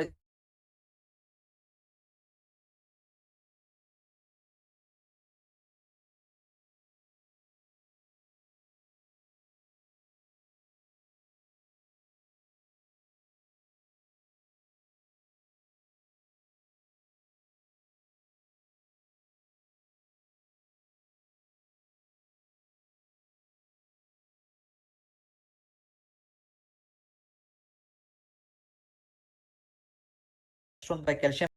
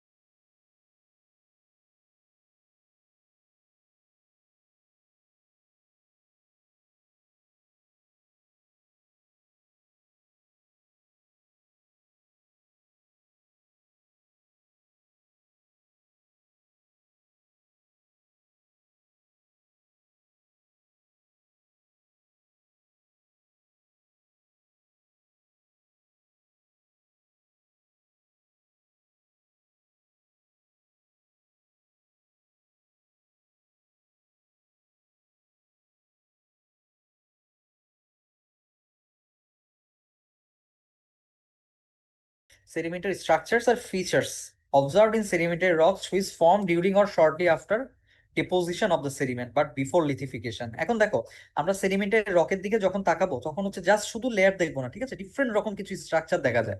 তো এই জিনিসগুলো আসলে কেন হয়, কারণ সেডিমেন্ট গুলো যখন ডিপোজিটেড হয় সাথে সাথে তো এগুলো লিথিফাইড হয় না, সাথে সাথে তো কম্প্যাকশন হয় না, সাথে সাথে তো সিমেন্টেশন ঘটে না, ঠিক আছে। এর মধ্যে এর উপর কিছু তোমার বিভিন্ন জিনিসের এক্সটার্নাল ফোর্সের, এক্সটার্নাল ইভেন্টের অ্যাকশন হতে পারে, তার ফলে হচ্ছে এটা বিভিন্ন রকম শেপ বা বিভিন্ন স্ট্রাকচার তৈরি করতে পারে। এবং এটা যখন লিথিফাইড হয় বা একসময় রক তৈরি করে তখন হচ্ছে এই জিনিসটাকে পাওয়া যায়, ঠিক আছে, এই জিনিসটাকে অবজার্ভ করা যায়, তখন ওটা সম্পর্কে আইডিয়া করা যায় যে ওই এনভায়রনমেন্টটা বা ওই সেডিমেন্টটা বা ওই সেডিমেন্টের স্ট্রাকচারটা কোন এনভায়রনমেন্টে তৈরি হয়েছিল, ঠিক আছে, সেটা সম্পর্কে ধারণা করা যায়। এমনকি দেখো ফুটপ্রিন্ট, এই যে ডাইনোসরের ফুটপ্রিন্ট যে আবিষ্কার করা হয়েছে সেটাও কিন্তু এক ধরনের সেডিমেন্টারি স্ট্রাকচার কিন্তু, ঠিক আছে, যখন সেডিমেন্ট গুলো পড়েছে ওই সময় ডাইনোসর এখান দিয়ে হেঁটেছিল এক সময়, এবং তারপর এটা কি সলিডিফাইড হয়ে গেছে, এক সময় সলিডিফাইড বা লিথিফাইড হয়ে গেছে, এবং ওই ফুটপ্রিন্টটা কি স্টোর বা ফুটপ্রিন্টটা কি একটা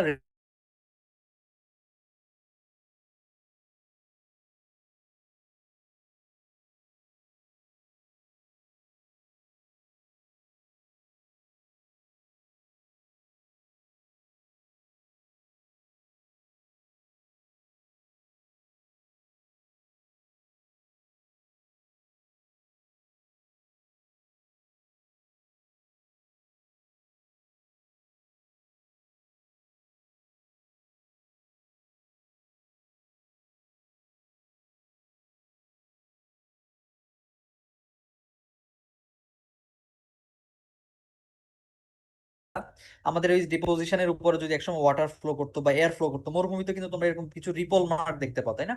রিপল অথবা হচ্ছে কি এটা ওয়েভি ওয়েভি কিছু টেক্সচার দেখা যায়। তো সেটা থাকা অবস্থায় যখন আমরা একটা সলিডিফাই হয়ে যাবে, তখনও কিন্তু এটা একটা সেডিমেন্টারি স্ট্রাকচার হিসেবে থেকে যাবে। দেখো এখানে আমরা কি কিছু ক্রস বেডিং দেখতে পাচ্ছি। দেখো বেডিং মানে তো আমরা বললাম লেয়ার, এই লেয়ার গুলা কি ক্রস করা।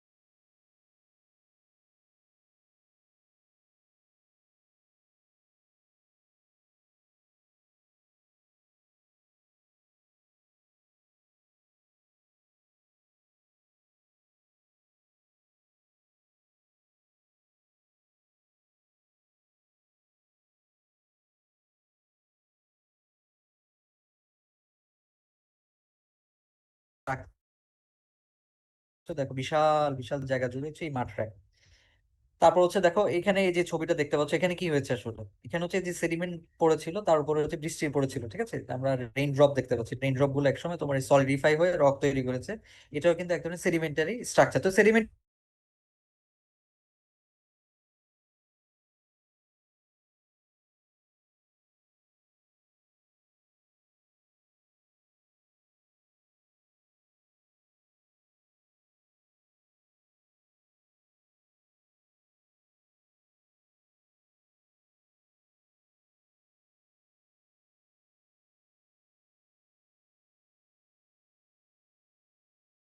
কারণ এটা যে সময় ফর্ম করেছে সেই সময় কিরকম এনভায়রনমেন্ট ছিল, ওই সময় কিরকম প্রাণী ছিল, সেগুলো সম্পর্কে আমরা জানতে পারি, ঠিক আছে? তো সবার প্রথমে হচ্ছে আমরা জানতে পারি যে সেডিমেন্ট থেকে জানতে পারি যেটা সোর্স, যেখান থেকে সেডিমেন্টটা তৈরি হয়েছে সে সোর্স এরিয়া কেমন ছিল। এটা কিভাবে জানতে পারি? সেডিমেন্টের কম্পোজিশন থেকে, এটাতে কি টাইপের মিনারেল আছে সেখান থেকে আমরা বলতে পারি। এখানে যদি তোমার কোর্স থাকে, ফেসবার বেশি থাকে, আমরা বলতে পারি যে এটা এই সেডিমেন্টটা হয়তো এক ধরনের ইগনিয়াস রক থেকে, এটা সোর্স।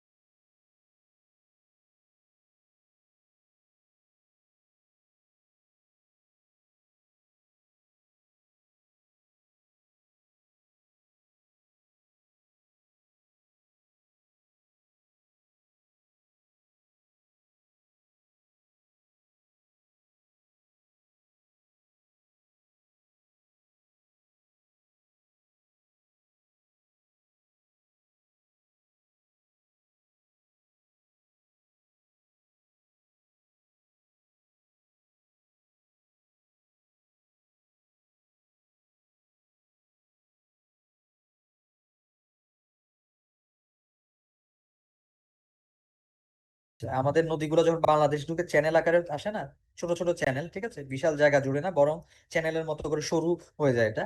তখন এটার ফ্লাড প্লেন তৈরি হয়, বন্যা যখন হয়, চারপাশে পানি ছড়ে যায়, তখন এখানে ডিপোজিটেড হলে তোমার কি এক ধরনের সেডিমেন্টারি ফর্মেশন সে তৈরি করবে, ঠিক আছে? এছাড়া লেকের কথা বলেছিলাম, স্ট্যাগনেন্ট ওয়াটার, স্থির পানি থাকে।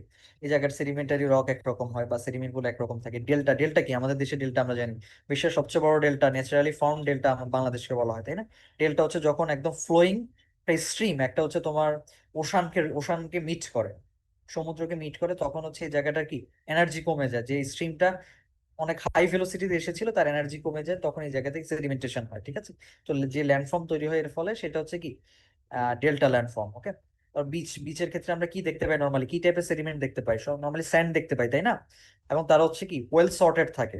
বিচের ক্ষেত্রে তোমরা আমাদের কক্সবাজারের কথা চিন্তা করো, অথবা বাইরের দেশে যে কোনো বিচের কথা, যেখানে সেখানে যে স্যান্ড গুলো দেখতে পাই সেগুলো কি সবগুলো একই সাইজের, তাই না? এখানে কিন্তু তোমরা বড় সাইজ ছোট সাইজ দেখতে পাও না, ঠিক আছে। কারণ কি এগুলোর মধ্যে মানে কন্টিনিউয়াস ইরোশন ঘটেছে। এই যে ওয়েভ, আমাদের যে ওয়েভ আসে, ওয়েভটা কিন্তু তোমার আস্তে আস্তে এই সর্টিং এর কাজটা করে, আস্তে আস্তে পার্টিকেল গুলোকে, ছোট সাইজের পার্টিকেল গুলোকে সরিয়ে নিয়ে যায়, ফলে নির্দিষ্ট সাইজের পার্টিকেল এখানে থেকে যায়। যে ডিউনের কথা বলেছিলাম, ডিউনটা হচ্ছে কি মরুভূমিতে যখন ফর্ম করে, এই যে আমাদের সেডিমেন্টারি স্ট্রাকচার থেকে আমরা বুঝতে পারবো যেটা একসময় ডিউন ছিল কিনা। তারপর শ্যালো মেরিন এনভায়রনমেন্টে কিন্তু এক ধরনের সেডিমেন্টারি স্ট্রাকচার দেখায়। যে কোরাল রিফের কথা তোমাদেরকে বলেছিলাম, কোরাল রিফটা কিন্তু নর্মালি শ্যালো মেরিন এনভায়রনমেন্টে কিন্তু ফর্ম করে, ডিপ মেরিন এনভায়রনমেন্টে কিন্তু তুমি কোরাল রিফ পাবা না, ঠিক আছে। রিফের কথা বলেছেন, রিফ থেকেও কিন্তু আমরা কিছু আইডিয়া পেতে পারি। তারপর ডিপ মেরিন এনভায়রনমেন্টে কিন্তু আলাদা ধরনের সেডিমেন্টারি রক আমরা দেখতে পাবো, বা সেডিমেন্টারি ফর্মেশন দেখতে পাবো, ঠিক আছে। তো এই জিনিস, এটাই হচ্ছে আমাদের সেডিমেন্টারি রকের সিগনিফিকেন্স। সেডিমেন্টারি রক কি স্টাডি করে আসলে কি জানা যাবে, ঠিক আছে। এছাড়া ফিনান্সিয়াল সিগনিফিকেন্স বা ইকোনমিক সিগনিফিকেন্স তো আছে, যে এর মধ্যে হচ্ছে আমাদের বিভিন্ন ন্যাচারাল রিসোর্স থাকে, সেগুলোকে আমরা এক্সট্রাক্ট করতে পারি। তো তোমরা কি আমার সাথে আছো নাকি? 137 জন আছো এখন পর্যন্ত। জি স্যার। তো সেডিমেন্টের রক, জি স্যার। সেডিমেন্টের রক নিয়ে কি কারো কোনো কোয়েরি আছে, কোনো কোশ্চেন,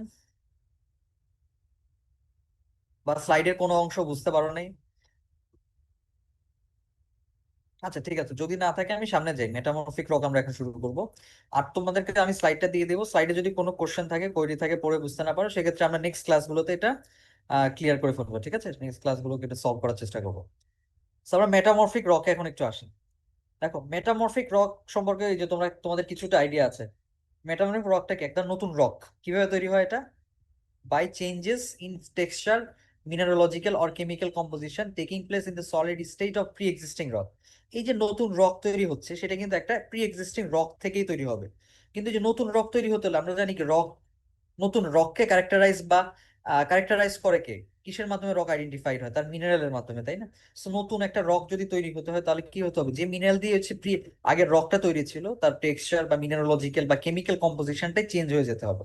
চেঞ্জ হয়ে যদি কোনো নতুন রক তৈরি করে সেটাকে আমরা বলছি মেটামরফিক রক। এখন কথা হচ্ছে এই যে এত বড় বড় কাজ, যে এক্সিস্টিং হচ্ছে মিনারেল গুলোকে চেঞ্জ করে ফেলা হচ্ছে, এগুলো কিভাবে হয়, ঠিক আছে? যে প্রসেসে হয় সেটাকে বলা হয় মেটামরফিজম। সো মেটামরফিজমটা কি? It is a natural process where the existing rocks are altered under conditions of high pressure and temperature associated with depths several thousand meters beneath the surface. তার মানে কি, এই যে বললাম যে মেটামরফিজমটা কি করে, এই রকটাকে বা মিনারেলটাকে চেঞ্জ করে ফেলে। সো এটা একদম ন্যাচারাল প্রসেস, ঠিক আছে। এটা হচ্ছে তুমি নিজে ল্যাবে করতে পারবা না, ঠিক আছে। এটা ন্যাচারালি করতে হবে। এবং কিভাবে হবে এটা আসলে? এটার জন্য দুইটা প্রিকারসর লাগে, মেইনলি বেসিক্যালি দুইটা প্রিকারসর লাগে। একটা হচ্ছে হাই প্রেশার, খুব বেশি প্রেশার এটার উপর দিতে হবে, এবং হচ্ছে টেম্পারেচার দিতে হবে, ঠিক আছে। এবং এই টেম্পারেচার এবং প্রেশারটা আসলে কি ডেপথের সাথে অ্যাসোসিয়েটেড। যে ন্যাচারাল প্রসেস বললাম, ন্যাচারালি কিভাবে আমরা হাই প্রেশার দিতে পারি একটা রকের উপর, বা বেশি টেম্পারেচার দিতে পারি, যত গভীরে নিয়ে যাবা, ঠিক আছে, তত কি হবে, তার উপর উপরের লেয়ার গুলো প্রেশার বাড়তে থাকবে, বা নিচের দিকে যত যাবা ক্রাস্টে তার টেম্পারেচার কি তত অটোমেটিক্যালি ন্যাচারালি কি বেড়ে যাবে, ঠিক আছে। এর ফলে কি মেটামরফিজমটা শুরু হবে, ওকে। So it involves partial or complete recrystallization of minerals, এই যে যেটা বললাম texture change, mineralogical or chemical কম্পোজিশনের চেঞ্জ, এটাকে আমরা আরেকটা সুন্দর ভাষায় বলতে পারি রিক্রিস্টালাইজেশন। আমরা যেহেতু জানি মিনারেলস এর কি একটা ক্রিস্টাল ফর্ম থাকতে হবে, তাই না? মিনারেলকে যদি তাহলে আমি চেঞ্জ করতে চাই তাহলে কি করতে হবে, তার ক্রিস্টালাইজেশন ফর্মটাই চেঞ্জ হয়ে যেতে হবে। সো মেটামরফিজমের ফলে যেটা হয় সেটা হচ্ছে কমপ্লিট অথবা পার্শিয়াল রিক্রিস্টালাইজেশন, ওকে। সেখানে কিছু স্পেশাল ফিচার আছে, সেটা হচ্ছে high enough temperature and pressure to change the rocks but not high enough to melt the rocks. তার মানে কি দেখো, আমি এই যে হাই প্রেশার এবং টেম্পারেচারের কথা বলতেছি, কিন্তু আমি ধরো টেম্পারেচার বাড়াতে বাড়াতে এমন একটা টেম্পারেচার যদি পৌঁছে যায় যে আমার ওই মিনারেলের মেল্টিং পয়েন্টটাকে সে রিচ করলো, তাহলে কি হবে? তাহলে মেটামরফিজমের জায়গায় সে গলে যাবে, গলে আবার যদি ঠান্ডা হয় তাহলে নতুন যে রকটা তৈরি করবে সেটা তো আর মেটামরফিক রক থাকবে না, সেটা কি হবে, ইগনিয়াস রক হবে, তাই না? সো খেয়াল রাখতে হবে যে আমাদের মেটামরফিক রক যখন তৈরি হবে তার একটা বাউন্ডারি থাকবে, মেল্টিং পয়েন্টের থেকে অবশ্যই কম হতে হবে, হাই টেম্পারেচার এবং হাই প্রেশার থাকতে হবে। It should be high enough to metamorphose but should not be high to melt the rocks, ঠিক আছে। তারপর আরেকটা তার ফিচার হচ্ছে it changes, the changes to rocks occur in the solid state, although hot and reactive fluids also contribute। এই যে চেঞ্জটা হচ্ছে, রিক্রিস্টালাইজেশন হচ্ছে, এটা কিন্তু সলিড রকের মধ্যেই হচ্ছে, কিন্তু এই জিনিসটাকে হচ্ছে তোমার ক্যাটালিস্ট হিসেবে কাজ করে এর মধ্যে যদি কোনো রিয়েক্টিভ ফ্লুইড বা হট ফ্লুইড থাকে। রিয়েক্টিভ ফ্লুইড মানে কি বোঝাতে চাচ্ছি, যে কোনো ফ্লুইড তার মধ্যে যদি অনেক বেশি পরিমাণ মিনারেলস থাকে, সেটা অনেক সময় দেখা যায় রিয়েক্টিভ থাকে। রিয়েক্টিভ মানে কি হচ্ছে, অন্য রকের সাথে, এক্সিস্টিং একটা রকের সাথে রিয়েকশন ঘটায়, রিয়েকশন ঘটায় তার কেমিক্যাল কম্পোজিশনটাকে চেঞ্জ করে ফেলে, ঠিক আছে।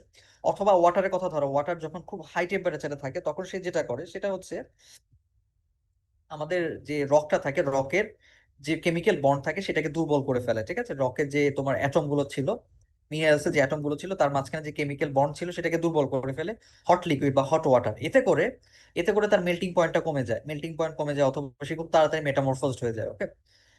তারপর দেখো ওল্ড মিনারেলস আনস্টেবল, কেন আসলে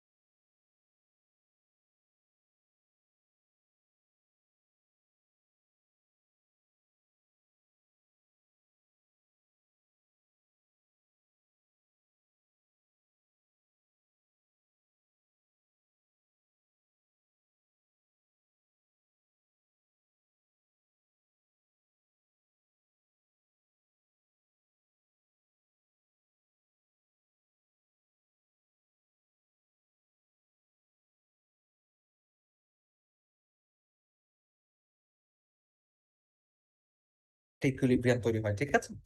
তো এইভাবে হচ্ছে আমাদের মেটামরফিজমটা ঘটে। এখন মেটামরফিজমটার পেছনে কি কি এজেন্ট দায়ী, ঠিক আছে। আমরা দেখেছিলাম যে তার দুটো প্রিকারসর বা দুটো এজেন্ট থাকে, বেসিক্যালি প্রেসার এবং হিট। তারপর আরেকটার ব্যাপার আমরা একটু আগে জেনেছিলাম, যে কেমিক্যালি অ্যাক্টিভ ফ্লুইড যদি থাকে সেটা হচ্ছে কি করে, আমার ওই মিনারেল গুলোর সাথে রিয়েকশন ঘটায়, রিয়েকশন ঘটায় কি তার কেমিক্যাল ফরমেশন, কেমিক্যাল কম্পোজিশনটাকে চেঞ্জ করে ফেলে। ওকে।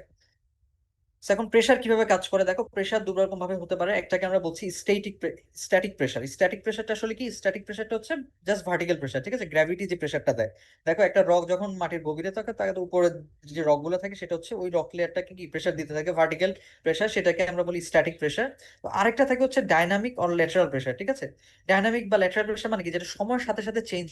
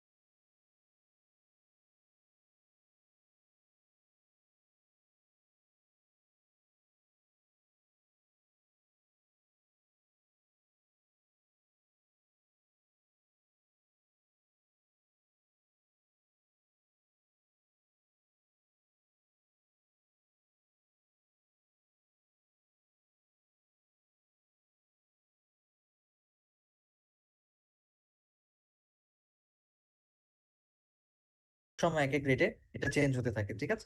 তো এই দুই রকম প্রেশারই কিন্তু হচ্ছে আমার এই মেটামরফিজমের জন্য দায়ী থাকে। এবার আসি হিট, হিট বা টেম্পারেচার, ঠিক আছে, যেটাকে আমরা টেম্পারেচার হিসেবে জেনেছি।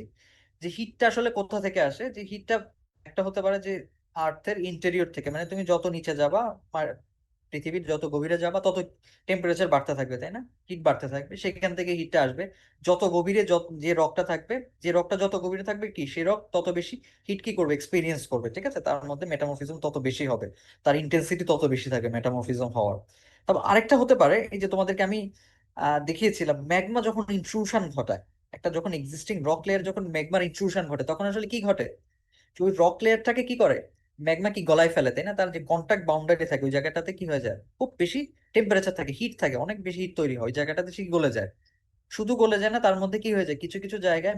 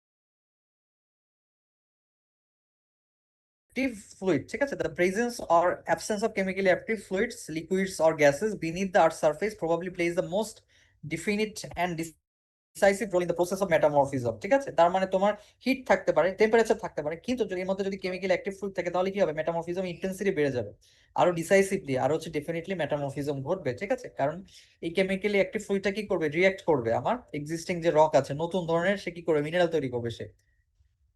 The various rocks of the earth may contain certain entrapped liquids and gases within their pores.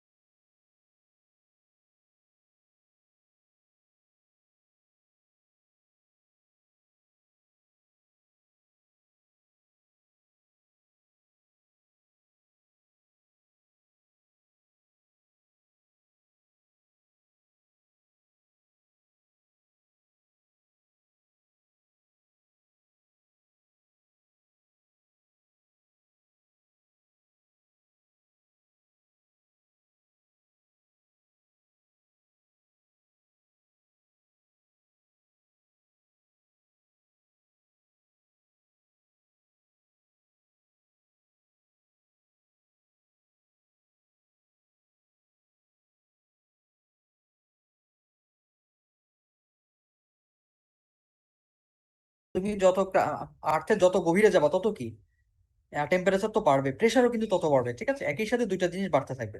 সেই যত আর্থের গভীরে যাবা তত তুমি যে মেটামরফিক রকটা পাবা সেগুলো কি হবে, হাই গ্রেডের হবে। আর লো গ্রেডটা কোথায় হবে, লো গ্রেড হবে হচ্ছে তখন টেম্পারেচারও কম থাকবে, প্রেশারও কম থাকবে। এটার একটা এক্সাম্পল হচ্ছে তুমি যখন আর্থের উপরের দিকে, ঠিক আছে, বেশি ডেপথে না, শ্যালো ডেপথে তুমি যখন মেটামরফিক রক পাবা, শ্যালো ডেপথে আমরা নর্মালি মেটামরফিক রক নর্মালি পাই না, কিন্তু পাই কখন, কন্টাক্ট মেটামরফিজমের কথা তোমাদেরকে বলেছিলাম, যে আমাদের ম্যাগমা যখন উপরের দিকে রাইজ করে, তাই না, ইনশুট করে, তখন হচ্ছে কন্টাক্ট পয়েন্ট গুলোতে কি তোমার হাই টেম্পারেচার থাকে এবং হচ্ছে কি এটা যেহেতু উপরের দিকে, যেহেতু একটু উপরের দিকে থাকে, প্রেশারটা অত বেশি থাকে না, ঠিক আছে, তো টেম্পারেচারও খুব একটা বেশি থাকে না। তো সেক্ষেত্রে আমরা লো গ্রেডেড কি মেটামরফিক রকটা পেয়ে থাকি, এবং এদের মাঝামাঝি যে ডেপথ সেই জায়গাতে হচ্ছে ইন্টারমিডিয়েট মেটামরফিক রক গুলা পাওয়া যায়, ঠিক আছে। এখানে ছবি তোমরা দেখতে পাচ্ছ, দেখো আমরা প্রেশারটা দেখতে পাচ্ছি ইন কিলোবার, উপর থেকে নিচে আস্তে আস্তে বাড়ছে, দেখো এটা হচ্ছে সারফেস। আর টেম্পারেচারটা আমরা দেখতে পাচ্ছি বাম থেকে ডানে বাড়ছে, ঠিক আছে। তো এই জায়গাতে যে রিজিয়নটা, সেখানে প্রেশারটাও কম, টেম্পারেচারও কম, এই জায়গাতে আমরা যে মেটামরফিক রক পাবো সেটাকে বলছি লো গ্রেড মেটামরফিক রক। তার উদাহরণ হচ্ছে কি কন্টাক্ট মেটামরফিজম, ঠিক আছে, ম্যাগমা ইন্ট্রুশনের ফলে যে মেটামরফিক রক তৈরি হয়। তারপর দেখো যত নিচে যাচ্ছি এবং টেম্পারেচারও যত বাড়ছে, দেখো এখানে ডেপটা দেওয়া আছে ইন কিলোমিটার, তত কি আমি হাই গ্রেড মেটামরফিক রক পাবো, তত বেশি কি, তত বেশি ইন্টেন্সিটির মেটামরফিজম হবে এখানে, ওকে। আর মাঝামাঝি যে রিজিয়নটা, সেখানে আমরা পাবো হচ্ছে ইন্টারমিডিয়েট গ্রেড মেটামরফিক রক। আর দেখো এখানে একটা কথা বলা আছে যে দেখো এই জায়গাটাতে এই রিজিয়নে হচ্ছে কোনো মেটামরফিক রক পাওয়া যায় না, মানে যেখানে প্রেশার বেশি থাকবে টেম্পারেচার কম থাকবে, ঠিক আছে। ন্যাচারালি কিন্তু এরকম কোনো রিজিয়ন এক্সিস্ট করে না আর্থের সার্ফেসে। প্রেশার বেশি থাকবে কিন্তু তোমার টেম্পারেচার কম থাকবে, ঠিক আছে, প্রেশার বেশি থাকবে টেম্পারেচার বেশি থাকবে, এরকম একটা জায়গা পাওয়া যায়, ওকে। অথবা হচ্ছে তোমার প্রেশার কম থাকবে বা টেম্পারেচার বেশি থাকবে, এরকম কিন্তু সিচুয়েশন এক্সিস্ট করে যে কন্টাক্ট মেটামরফিজম হতে পারে, ওকে। এবার আসি এই যে আমরা কি কি টাইপের মেটামরফিজম নর্মালি দেখি, ঠিক আছে। একটা যে কথা বললাম যে কন্টাক্ট মেটামরফিজম, এটা কখন হয়, ম্যাগমা যখন ইন্ট্রুশন ঘটে তখন আশেপাশের যে রকটা সেটাকে আমরা বলছি কান্ট্রি রক। কান্ট্রি রকের সাথে কি তার কন্টাক্ট হয়, ওই কন্টাক্ট জোনে হচ্ছে কি সে মেটামরফিক রক তৈরি করে, এটা হচ্ছে কি লো ইন্টেন্সিটি মেটামরফিক বা লো গ্রেডেড মেটামরফিক রক তৈরি করে, ঠিক আছে। তো এই ধরনের যে মেটামরফিক রক তারা হচ্ছে নর্মালি নন ফলিয়েটেড থাকে। তো নন ফলিয়েটেড জিনিসের সাথে তোমরা পরিচিত না, সামনে পরিচিত হবা। নন ফলিয়েটেড মানে হচ্ছে এর মধ্যে হচ্ছে আমরা কোনো লেয়ার, আলাদা ডিস্টিংটিভ লেয়ার দেখতে পাবো না, ঠিক আছে, এটাকে বলা হয় নন ফলিয়েশন, আলাদা কোনো লেয়ার দেখতে পাওয়া যাবে না। সো এখানে যে টাইপের তোমার মেটামরফিক রক তৈরি হয় সেগুলো নর্মালি ফাইন গ্রেডেড থাকে। ফাইন গ্রেডেড কেন থাকে, খুব টেম্পারেচার কম থাকে, খুব তাড়াতাড়ি ঠান্ডা হয়ে যায়, ঠিক আছে, অত বেশি বড় বড় গ্রেন তৈরি করতে পারে না, মিনারেল ক্রিস্টাল সাইজ বড় হতে পারে না। তার উদাহরণ হচ্ছে হর্নফেল। আর যদি কিছুটা কোর্স গ্রেন থাকে সেটার উদাহরণ হচ্ছে কি মার্বেল। তোমরা একটু বলো তো মার্বেলটা, এই যে আমরা তো বলি যে মেটামরফিক রক হচ্ছে এক্সিস্টিং একটা রক থেকে মেটামরফোসড হয়ে তৈরি, এক্সিস্টিং রক মানে কি? সেটা ইগনিয়াস হতে পারে, সেটা সেডিমেন্টারি রক হতে পারে, ঠিক আছে। তো এখন আমাকে কি তোমরা বলতে পারবা যে মার্বেল যেটা, সেটা হচ্ছে কোন রক থেকে তৈরি হয়েছে মেটামরফোসড হয়ে?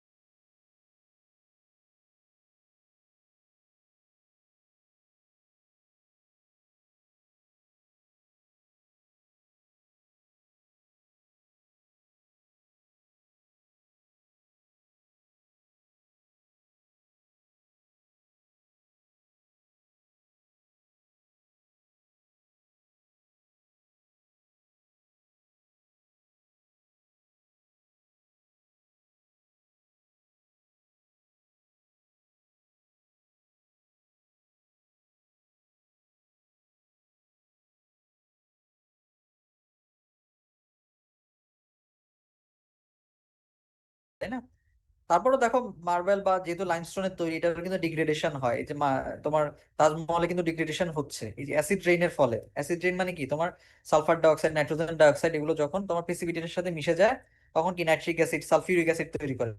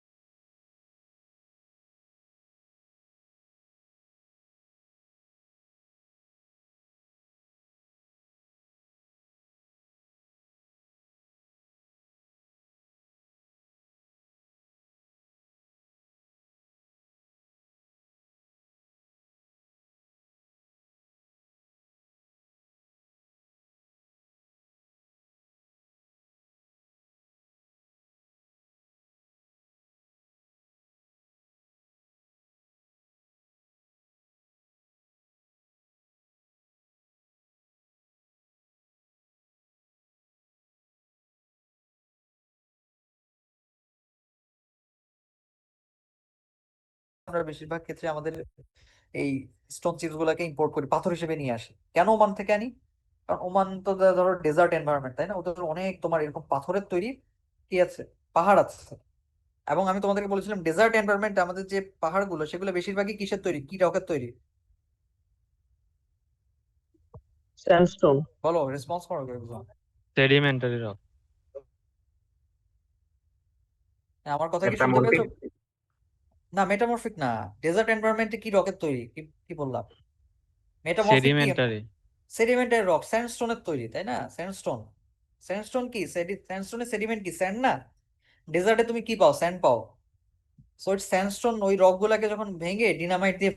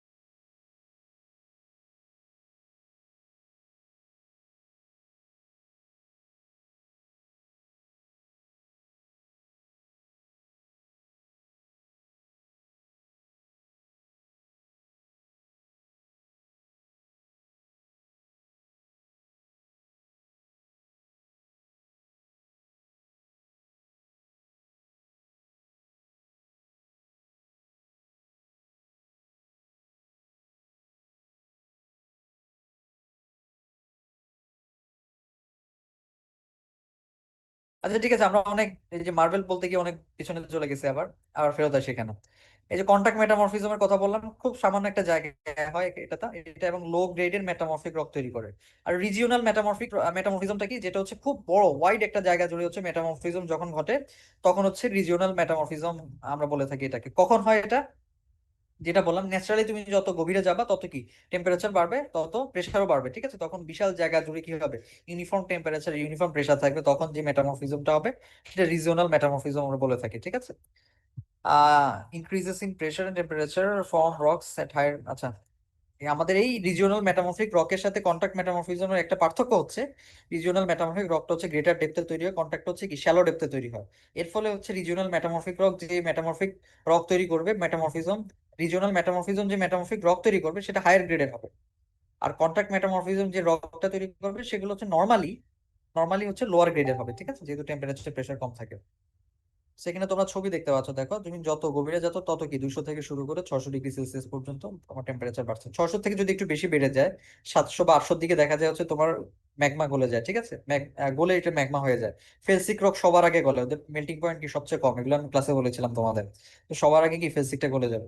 সো তার উপরেই হচ্ছে কি আমাদের এই রিজিওনাল মেটামরফিজমটা করবে। আর কন্ট্যাক্ট মেটামরফিজম হচ্ছে যেখানে ইন্ট্রুশন ঘটে সেখানে ঘটে। আরো কিছু লেস কমন মেটামরফিজম দেখা যায় হচ্ছে শক মেটামরফিজম, যদি কোনো মিটিওরাইট হিট করে, ঠিক আছে? খুব হাই ভেলোসিটিতে হাই ইন্টেন্সিটি কিছু যদি হিট করে তাহলে কি করবে, সেটা খুব হাই প্রেসার তৈরি করবে এবং হচ্ছে কি এমন খুব হাই টেম্পারেচার তৈরি করবে, মানে আমাদের সূর্যের সারফেসে যে টেম্পারেচার, সানের সারফেসে যে টেম্পারেচার থাকে তার থেকে বেশি টেম্পারেচার তৈরি করে মেটেওরাইট স্ট্রাইকের ফলে। ফলে ওই জায়গাটাতে কি মেটামরফিক রক তৈরি হয়, ঠিক আছে? সেখানে তোমরা মেটেওরাইট স্ট্রাইক ক্রেটার দেখতে পাচ্ছ, ঠিক আছে? ছবি দেখে মনে হচ্ছে খুব ছোট জায়গা, কিন্তু এটা অনেক গভীর, অনেক গভীর একটা ক্রেটার। এখানে কিছু মেটামরফিক রক পাওয়া যায়।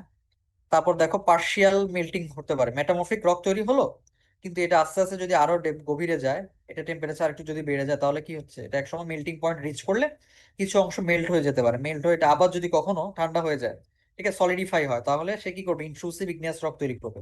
তাহলে যে রকটা গলে গেল সেটার একটা অংশ আছে কি, একটা অংশ আছে মেটামরফিক, আর একটা অংশ কি ইন্ট্রুসিভ ইগনিয়াস রক। সেটাকে আমরা বলছি কি পার্শিয়াল মেল্টিং ডিউরিং মেটামরফিজম বলি, ঠিক আছে? এখানে একটা এক্সাম্পল দেখতে পাচ্ছ।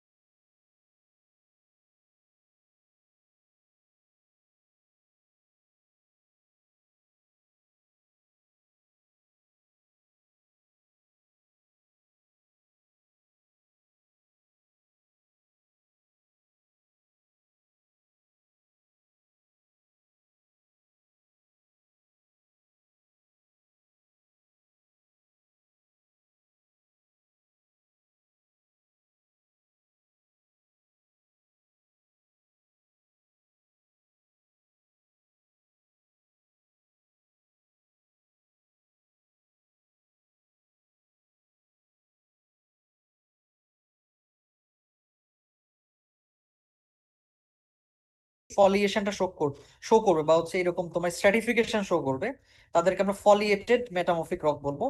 আর যারা শো করবে না তারা হচ্ছে নন ফলিয়েটেড মেটামরফিক রক, ঠিক আছে? ফলিয়েটেড মেটামরফিক রকের একটা উদাহরণ হচ্ছে স্লেট।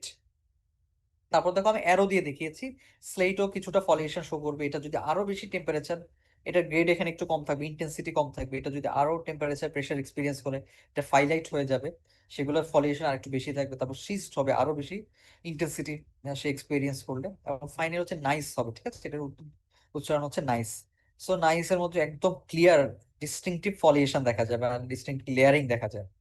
নন ফলিয়েট হচ্ছে কোয়ার্টজ, এটাও কোয়ার্টজ কে কিন্তু খুব একটা চেঞ্জ করতে পারবে না, ঠিক আছে? কোয়ার্টজ তো আমরা জানি কি হার্ডনেস খুব বেশি থাকে, এবং হচ্ছে এটা কি এক ধরনের কমপ্লেক্স একটা কি ক্রিস্টালাইন স্ট্রাকচার তৈরি করে বা সিলিকেট তৈরি করে। মার্বেল, অর্নফেল, এগুলো প্রত্যেকটাই হচ্ছে নন ফলিয়েটেড রকের উদাহরণ, ঠিক আছে? তো এখন আমি তোমাদেরকে একটু বলি, এই যে আমরা সেইলের কথা একটু আগে পড়ে আসলাম, আমাদের সেডিমেন্টের রকের মধ্যে সবচেয়ে অ্যাবান্ডেন্ট হচ্ছে সেইল, যেটা হচ্ছে কি কাদামাটি দিয়ে তৈরি, ক্লে এবং সিল দিয়ে তৈরি, ঠিক আছে? ওই সেইলটা যদি হচ্ছে তোমার মেটামরফিজম এক্সপিরিয়েন্স করে, রিজিওনাল মেটামরফিজম, ঠিক আছে, গ্রেটার ডেপথে, তাহলে সে সবার প্রথমে স্লেট তৈরি করবে, ঠিক আছে? তার মানে এটার কনস্টিটিউয়েন্টসও কিন্তু ওই সেইলে যা ছিল এগুলো থাকবে, কিন্তু এদের মধ্যে যেটা ঘটবে সেটা হচ্ছে আমাদের ক্লে এর মধ্যে আমাদের বলেছিলাম কি থাকে, কিছু শিট লাইক মিনারেল থাকে, শিট লাইক সিলিকেট থাকে, ঠিক আছে? তো তারা হচ্ছে কি অ্যালাইন্ড হবে, তারা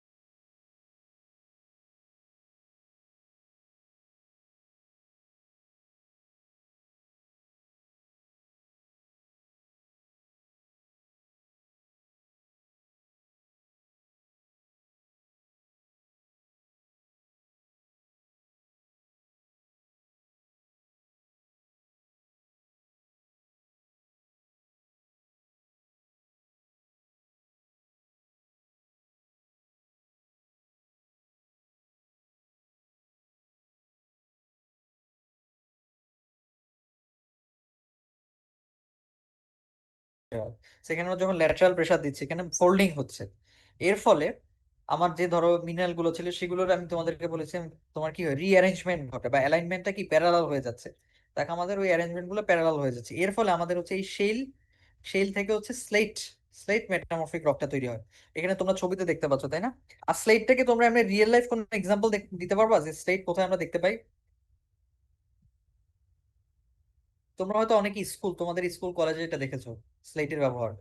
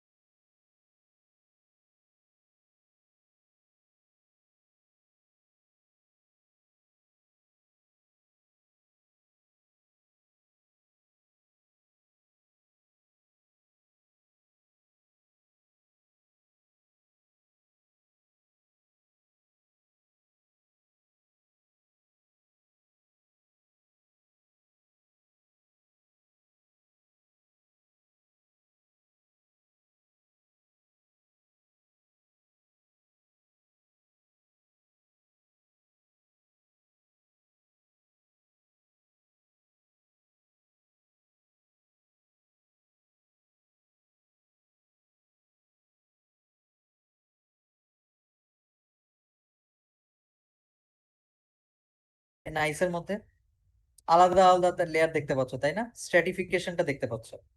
সো এটা হচ্ছে ফাইনাল ফর্মেশন। আর নন ফলিয়েটেডটা কি? নন ফলিয়েটেডটা নর্মালি ঘটে থাকে হচ্ছে আমাদের কন্ট্যাক্ট মেটামরফিজম যখন ঘটে, যখন প্রেসার এবং টেম্পারেচার যখন কম থাকে, তখন হচ্ছে এই ফলিয়েশন ঘটতে পারে না। ফলিয়েশন ঘটার জন্য খুব হাই প্রেসার এবং হাই টেম্পারেচার লাগে, ঠিক আছে? এছাড়া নর্মালি ফলিয়েশনটা ঘটে না। তার একটা উদাহরণ হচ্ছে আমাদের যে স্যান্ডস্টোন, যেটা ঠিক আছে, স্যান্ডস্টোন, স্যান্ডস্টোন বা সিলস্টোন, সেটাকে যখন, সেটার মিনারেল কি কি থাকে? মিনারেল হিসেবে থাকে কি? কোর্স থাকে, তাই না? স্যান্ডস্টোনে মিনারেল থাকে হচ্ছে কোর্স। এটাকে তুমি যখন টেম্পারেচার দিবা, প্রেসার দিবা, তখন সেটা কোর্স যাইতে পরিণত হবে কন্টাক্ট মেটামরফিজমের ফলে। এটার মধ্যে কোনো ফলিয়েশন দেখা যায় না। তারপর লাইমস্টোন, লাইমস্টোনকে তুমি যখন টেম্পারেচার প্রেসার দিবা, সেটাও কি কন্টাক্ট মেটামরফিজম যখন হবে তার মধ্যে, তখন সে মার্বেল তৈরি করবে, তাই না? সেটা কালারটাও লাইমস্টোনের মতো দেখো, সাদা। তারপর সেইল এবং বেজাল্ট যদি থাকে, সেটা হর্নফেল তৈরি করবে।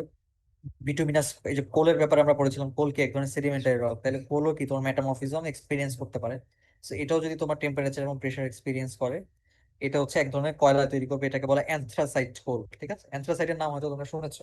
অ্যানথ্রাসাইট কোলটা দেখতে হচ্ছে গ্লাসের মতো দেখায়, ঠিক আছে? অবসিডিয়ান ওপাল যেরকম, এরকম গ্লাসের মতো, কিন্তু এটা আসলে এক ধরনের কয়লা, লো গ্রেডের কয়লা, ঠিক আছে? তো এটা তৈরি হয়। সেখানে দেখো প্রোটোলিথ বলে একটা জিনিস বলা আছে, যেটা আমাদের প্যারেন্ট রক, ঠিক আছে? যেটা থেকে মেটামরফিক রকটা তৈরি হচ্ছে, সেটা প্যারেন্ট রকটাকে আমরা বলে থাকি প্রোটোলিথ। ওকে, সো এখানে প্যারেন্ট রকের নামটা দেখতে পাচ্ছ, এবং ফাইনালি মেটামরফিক রক কি তৈরি হচ্ছে সেটা দেখতে পাচ্ছ।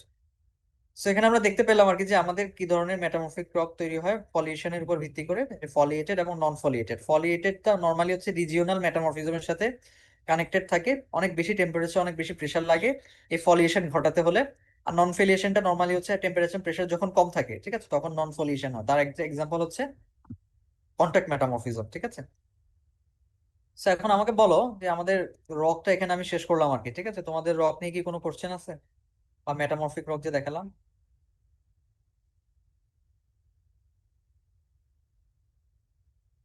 আচ্ছা, ঠিক আছে, আমি বুঝতে পারছি। ঠিক আছে, তোমরা ক্লাসে হয়তো জানি না কজন আসলে সিরিয়াসলি মনোযোগ দিয়ে ক্লাস করছো, বাট আমি লেকচারটা শেষ করলাম আর কি আজকে রকের, এবং স্লাইডটা আমি দিয়ে দিব, ঠিক আছে? আমি যেটা আশা করবো যে তোমরা হচ্ছে স্লাইডটা একটু গো থ্রু করবা। গো থ্রু করে তোমাদের যদি কোনো কনফিউশন থাকে যে ক্লাসে হয়তো আমি ভালো করে এটা কভার করি নাই, যে তোমার মনে হয় যে একটু জানা প্রয়োজন, তাহলে আমাকে নেক্সট ক্লাসে কোশ্চেন করবা, ঠিক আছে? আমি তোমাদের উপর ছেড়ে দিচ্ছি এটা। আজকের ক্লাসে আমি কোশ্চেন এক্সপেক্ট করছি না তো।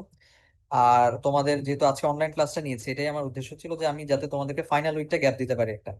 সো নেক্সট ক্লাসে ইনশাল্লাহ আমি ইরোশন এবং ইরোশনাল ল্যান্ডফর্ম, এই জিনিসটা শেষ মাধ্যমে হচ্ছে তোমাদের এই কোর্সটা শেষ করবো, ঠিক আছে?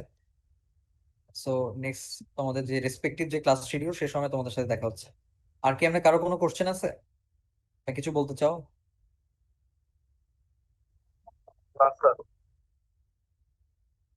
আচ্ছা, ঠিক আছে। ওকে, তাহলে আমি ক্লাসটা শেষ করে দিচ্ছি।